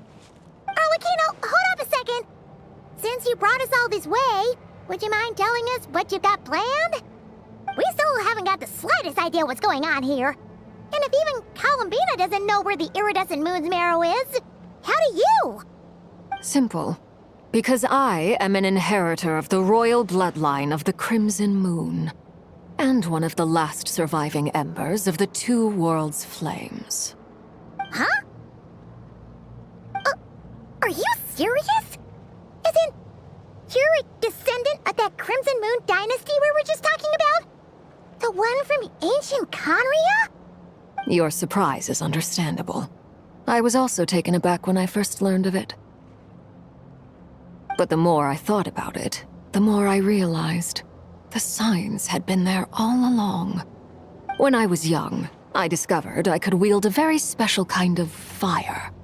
It coursed like blood through my veins and smoldered away inside my nerves. What's more, whenever I experienced strong bursts of emotion or drew too deeply on this power, it was like some kind of presence within the fire would begin to gnaw away at me, consuming me from the inside out. Exactly. That is why my hands are like this, too. At first, I saw it only as a curse, but once I became a harbinger, the jester apprised me of the truth. Together with my own investigations over the past few years, there are several things that I have gradually come to understand. For instance, take the so-called Crimson Moon. In truth, it is nothing more than the shattered remnants of the iridescent moon, fused with the abyss to prolong its lifespan. Since this blood flame was bestowed upon me by the Crimson Moon, it is a fusion of the iridescent moon's former power and the corruption of the abyss. You all understand the nature of the abyss well enough. I draw upon its power, and in return, it hungers for my soul. This strange blackness is the mark of corruption it has left behind. If I recall correctly, you once told me that if the corruption ever made it to your heart, you'd become a completely different person. Yes, and that's the reason I'm always careful not to push my power too far. It's essentially a never-ending tug-of-war. Oh, sounds intense. Anyway, the rest of my story can wait. Is there anything else about the Crimson Moon or the Iridescent Moon that you're unclear about? Paimon has a question. So, the Crimson Moon that the Carians used to worship was actually the Iridescent Moon, right? Which was one of the three Moon Sisters. Does that mean that the Carians were to the Crimson Moon as the Frost Moon Scions are to the Frost Moon? So much of that history has been lost. We have no way of knowing exactly what they were like. But I would suspect that the Conrians weren't as devout in their moon worship as it might appear. The iridescent moon's remains simply served as their link to the abyss. Later on, perhaps someone discovered a way to make direct contact with the abyss. Or maybe there was some kind of ideological divide. Either way, a dissenting faction staged a coup and drove out the royal heirs of the Crimson Moon dynasty. Still, even with the dark sun looming high overhead, the Crimson Moon's glow never truly faded. If you want living proof, it's standing right before you. The first time we met, I sensed something familiar in your presence. When I looked at you, I felt I could see that mysterious red moon in the corner of my eye. In your flames, I saw its broken image, surrounded by a strange black aura. Well, I appreciate that you kept it to yourself. Much about the Crimson Moon is still a mystery, and I'd prefer not to end up as the object of an insane research project. Anyway, time is against us here, so if there's any other questions, they'll have to wait. I just want to make sure I've got one thing straight. In her letter, Sandrone mentioned that since you are unable to contain the iridescent moon's marrow yourself, you intend to leave it in my custody. Correct? That's right. For now, it's the only way I can pay you back for your help. The iridescent moon is already part of who you are, so with its marrow in your possession, you'll be even more powerful than before. Deal. Then let's get started. Get what started? What does this place have to do with the Crimson Moon? When I first became a Harbinger, the Jester gave me a book called Paranhari, also known as Leobranto Inamorato. You should be able to buy a copy next time you're in Fontaine. It's a love story set in the Crimson Moon era, but setting aside the tangled romances of its characters, it also records a few interesting details. In the Crimson Moon era, or so the story goes, there was an orphanage that received children from beyond the bounds of this world, and subjected them to a peculiar induction ceremony.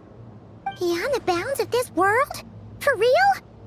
And what kind of induction ceremony? The Crimson Moon sages looked beyond this world for beings with powers that surpassed the gods. But fearing they might lose control, they subjected these children to a process of refinement. They made these children crawl up a fireplace and kept asking them, "Have you died? Did you see it?" Until they finally admitted to having died and seen a crimson moon. The adults embraced the children who passed the ritual, telling them, "Within the fireplace, you have traversed the flames between two worlds. Here and now, you are born anew." The book leaves much unsaid, but I suspect that this was their way of branding the children they had enrolled, leaving an indelible mark upon them so that they would forever live in the Crimson Moon's light. That explains why I can't sense the Crimson Moon's marrow in this world. It makes sense that it would be sealed in a special space that can only be accessed temporarily through some kind of ritual. But there's no fireplace here. Do you see a chimney anywhere? Oh, are we supposed to build it ourselves? Okay, fine. Paimon will go find some bricks. That won't be necessary. The fireplace is purely symbolic. The key to the ritual is crossing the flames between two worlds. In other words, the flames that burn within me. Those burned away by such flames leave behind a kind of ghostly afterimage in the world. In the days of Conria, people believed they could be used to bridge the gap between the two worlds of life and death. In short, I can open a passage to that space for you. That's the easy part. The catch is I'll need to stay on this side to keep the passage open, so I won't be able to come with you. Once you're inside, you'll have to find your own way. Very well. Then I'll open it up. Traveler, spare me a little more moonlight if you would. I may need it.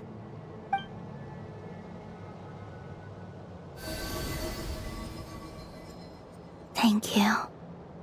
I feel like I've recovered some of my strength now. It should be enough to move us across short distances and confront whatever dangers might await.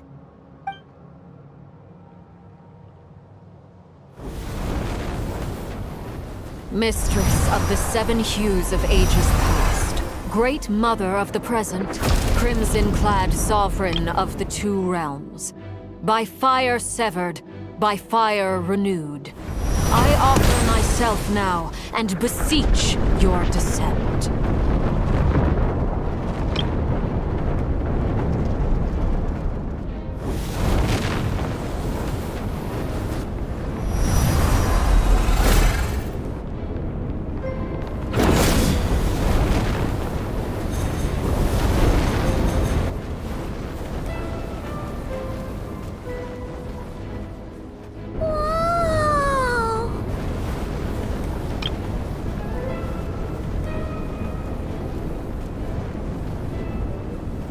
One word of advice. As you're crossing over, no matter what voices you hear, do not answer. Got it. I sense a sinister gloom inside, but also the familiar light of the moon.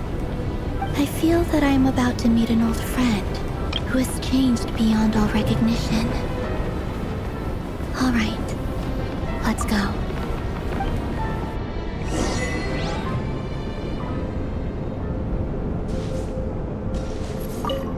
Seismic changes often begin with small windows of opportunity. This could be your window.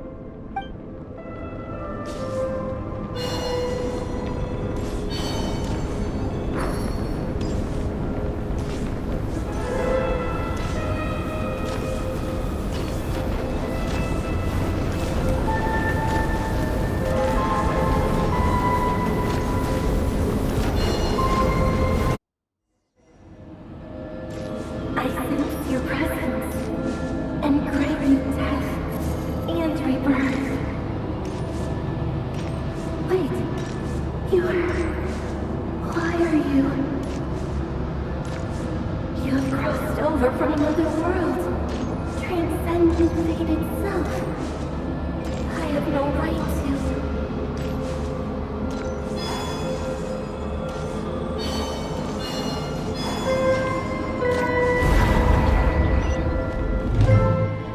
Hey!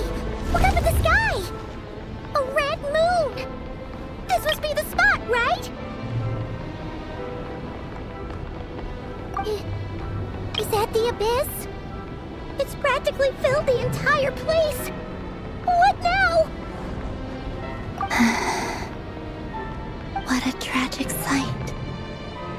Fragments of your broken body, seized by the abyss, and hung up aloft like mummified remains. Careful! There's something spooky about this place. Feels like something is lurking in the fog. Haimon's right behind you. Whatever you do, don't run off without her.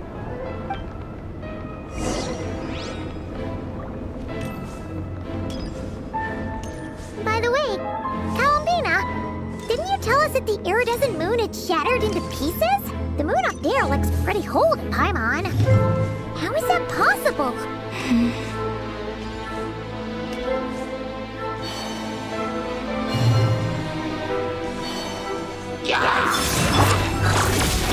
Light it up!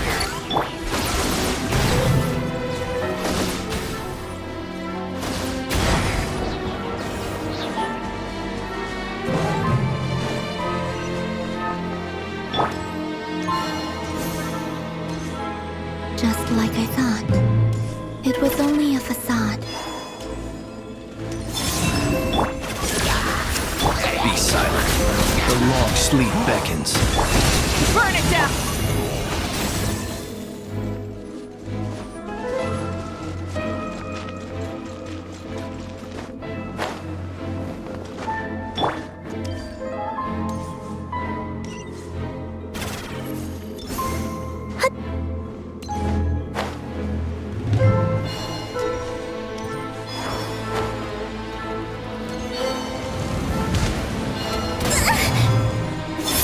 Insulation chamber deployed. Light it up! Preparing for dust up.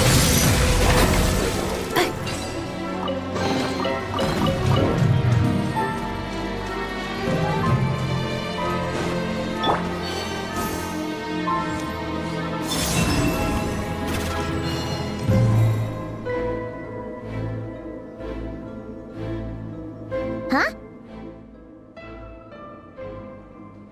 Huh? For real? That's way too high! There's no way we'll be able to reach it! No. I'm not sensing anything up there. It's coming from under the mountain. Let's see... Ah! There's some kind of weird shadow over the water! Wait, see that? Looks like a mechanism of some sort. Let's check it out!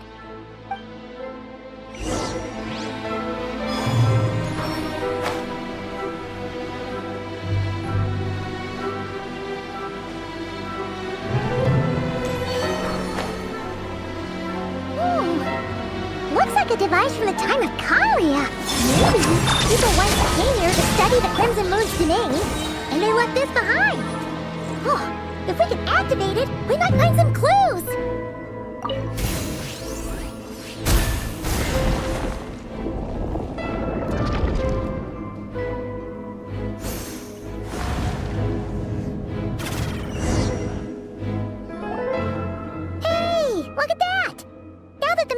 Running, the shadow in the water looks different. Do you think these mechanisms might be the key to unlocking the secret? Let's try to find more of them! Thalindis, we'll leave the rest of the research in your hands. We'll be heading back now. I hope this isn't ruining date night. Ugh. Mind your own business. Just leave me some snacks on the table. Thalindis? Is that Rerear's girlfriend? How come we're hearing her voice here? Oh yeah! So, do you think she was studying this strange space all along? The Abyss has made this space extremely unstable. Maybe that's why some of the things she said and did were preserved here. Like echoes. Or after images. Whenever I see this view, it takes me back to a poem from my childhood. Waning moon, oh lifeless damsel, weeping on the mountain crest.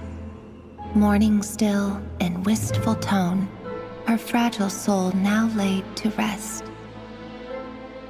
For me, of all people, to be here investigating the mysteries of the Crimson Moon space. Is it a coincidence? Or something more?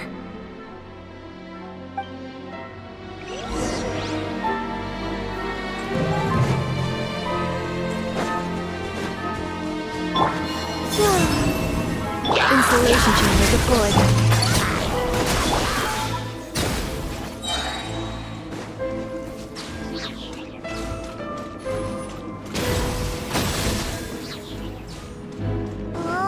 Looks like the Abyss has messed up this mechanism. We need to find a way to get it working again. Let's see if there are any other devices nearby.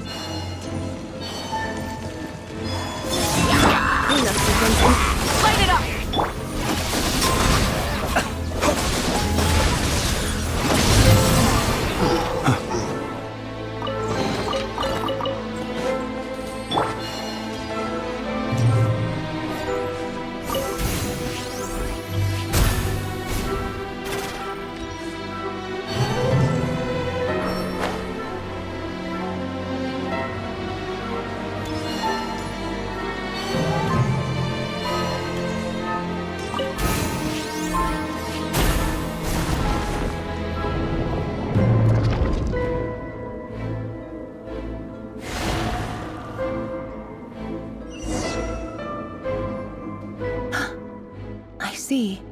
So the moon marrow, or rather the power of the 3 moons, is the key to unlocking.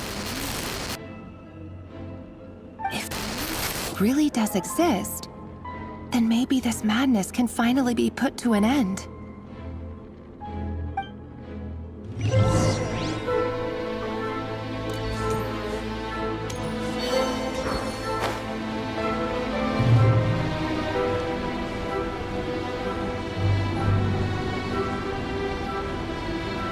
The abyssal energy here is too strong! We better pull back for now! Take cover behind the rocks!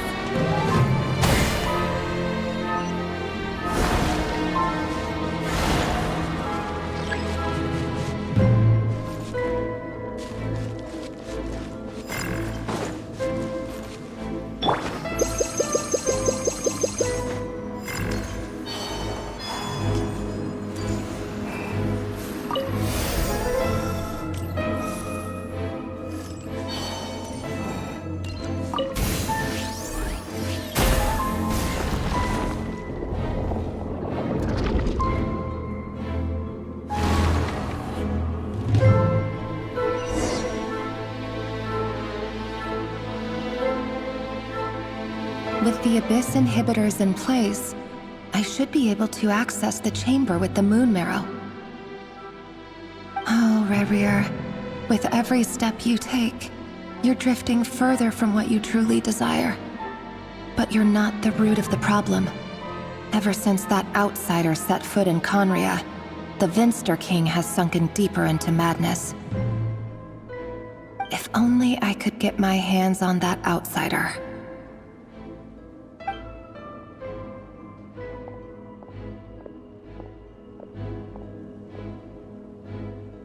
Hey look! The moon's reflection is back to normal!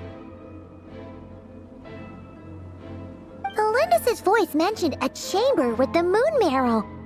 Do you think maybe it's hidden in the moon's reflection? It must be. For within it, I sense the fragile aura of a dying soul. Then there's no time to lose! Let's go!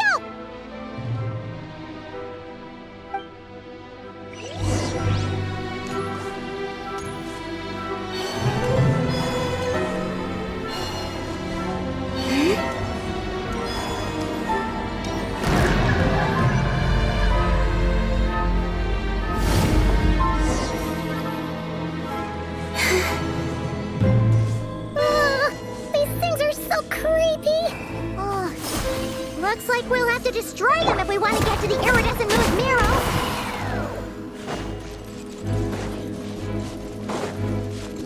Accelerating.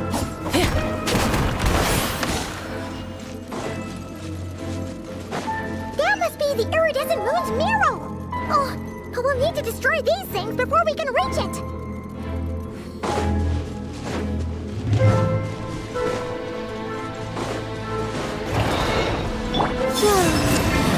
Insulation chamber. Burn it down! Observe.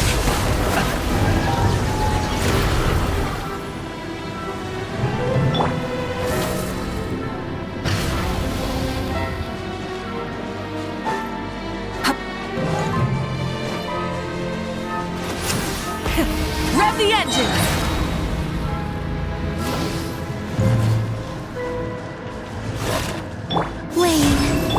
Defensive mode. Hang in there! We're so close!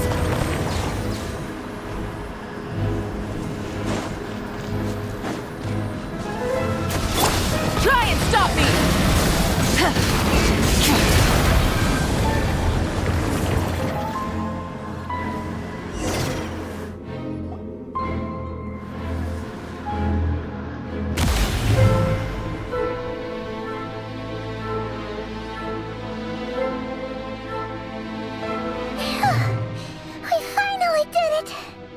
The iridescent moon's marrow, still burning away like an undying flame, yet now contaminated by the abyss. It has taken on a new form entirely. If we can purify the abyssal power within, we should be able to obtain its untainted essence.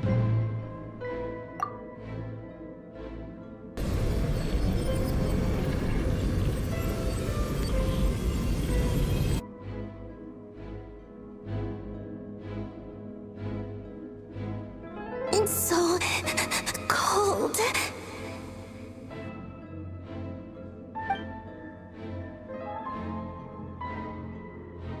Is it you? Are you here? Huh? Are you talking to us? At long last, I can see you once more. Our fates have crossed, and I am finally free. I'm sorry, I lied to you. Even knowing what was to come, I still couldn't let go of the fear in my heart as death drew near. The moment the moon shattered, my body began to split apart piece by piece. Like I was being cut into pieces by 1,000 blunt blades. My thoughts scattered as the cold crept in. But I could not bear to fade away like that. Tell me, what was it that brought you to us all that time ago? If only I had possessed your courage, then I might have been spared this torment more painful than death. You look so puzzled That's how I felt too when I first saw you. But trust me when I say that everything happens for a reason. Farewell, Kaipo.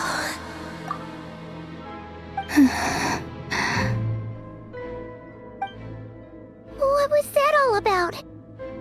Was that the goddess of the iridescent moon? Oh, it sounded like she was speaking to a long-lost friend. But none of us have ever met her before, right? Perhaps. She took me for the goddess of the frost moon she once knew. For a fading soul like hers, our auras must be too similar to tell apart. But anyway, we've got the iridescent moon's marrow now. That should help you regain your strength, right? Alright, time to leave this place and meet back up with Arlecchino. Let's go!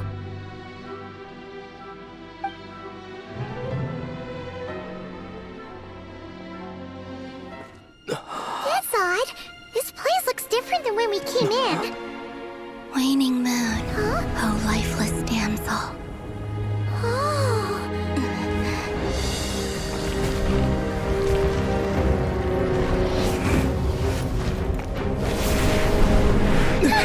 Hurry! The place is collapsing!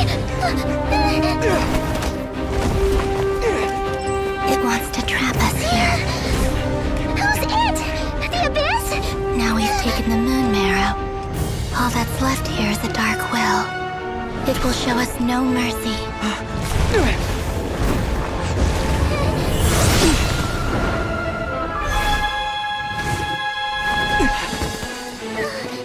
Give it back! The crimson moons!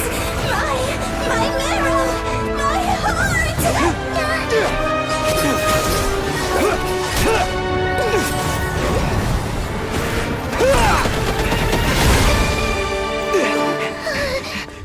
Finally! Huh? Oh no! The exit's blocked! They're back! Now what do we do?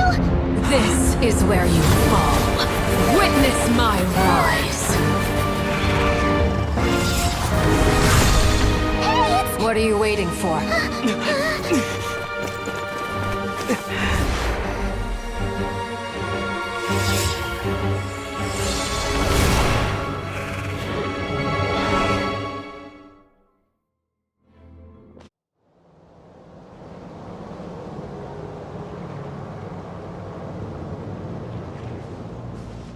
Oh, we made it!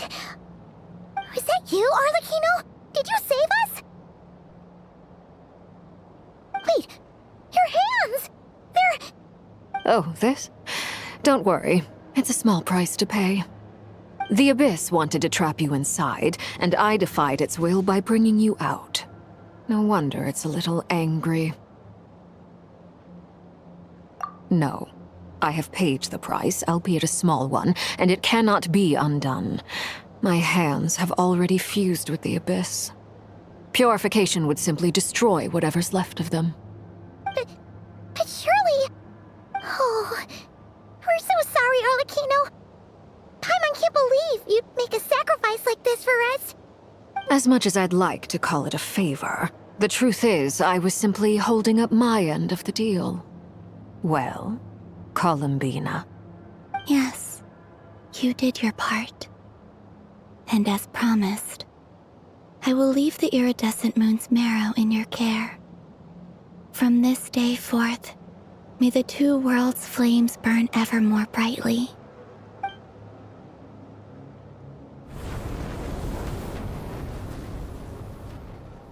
I'll take that as a blessing.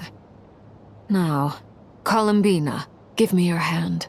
Accept this moonlight I offer in return.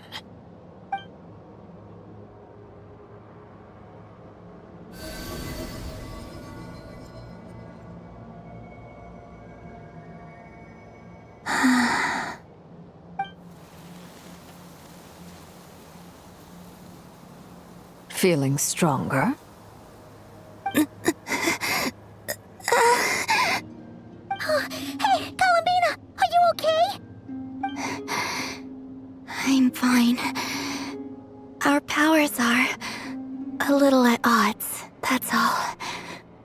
By the Frost Moon's authority alone, wielding the power of the other moons was always going to be a stretch. Still, I think it's fair to say that your strength has returned, at least to the level it was at as Third Harbinger.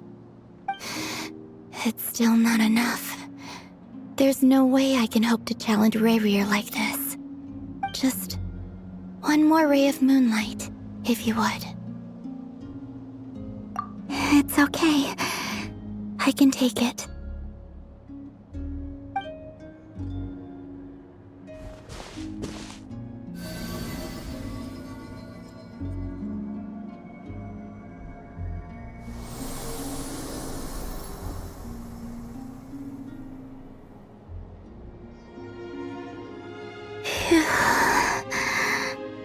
How about now? Fighting fit? At the very least, I won't have to stay hidden like before. I want to see him gone from Not Cry. The Rayheer of Solnari and his wild hunt must be sent back where they belong. Well, it's good to have something to aim for. You certainly seem more alive now than you did earlier. When I first met you, you didn't strike me as a ray of moonlight. More like a wisp of fog drifting in from who knows where, ready to scatter at the first sign of a breeze. But now, you're full of vitality. Just like the Frost Moon, once the brightest of them all. May you keep shining, Columbina. This is who you are. Thank you. Look after yourself too, Arlecchino. I know you have plans of your own, and that's why you're always seeking to grow stronger. But whatever you're after, don't let the Abyss take a hold of you. I do not wish to see you go down the same path as Rayrir. I appreciate the concern, Columbina. Although perhaps it's time you took a new name. A new name? Kutar, the Moon Maiden, Columbina, they're nothing more than code names. They describe who she is and the roles she's played, but they're not her real name. We often use code names in the House of the Hearth, too. But it's knowing your real name that keeps you grounded. Up till now, you've been living a wandering life, so you've probably never really cared. All I'll say is this. Once you've defeated Rayrir, give it some thought. All right, that's it from me. I'll get you back safely first, then go meet up with Sandrone. You're the best! I appreciate the gesture. It speaks to your good character. Anyway, let's get going. There are more urgent things to do right now than trade compliments.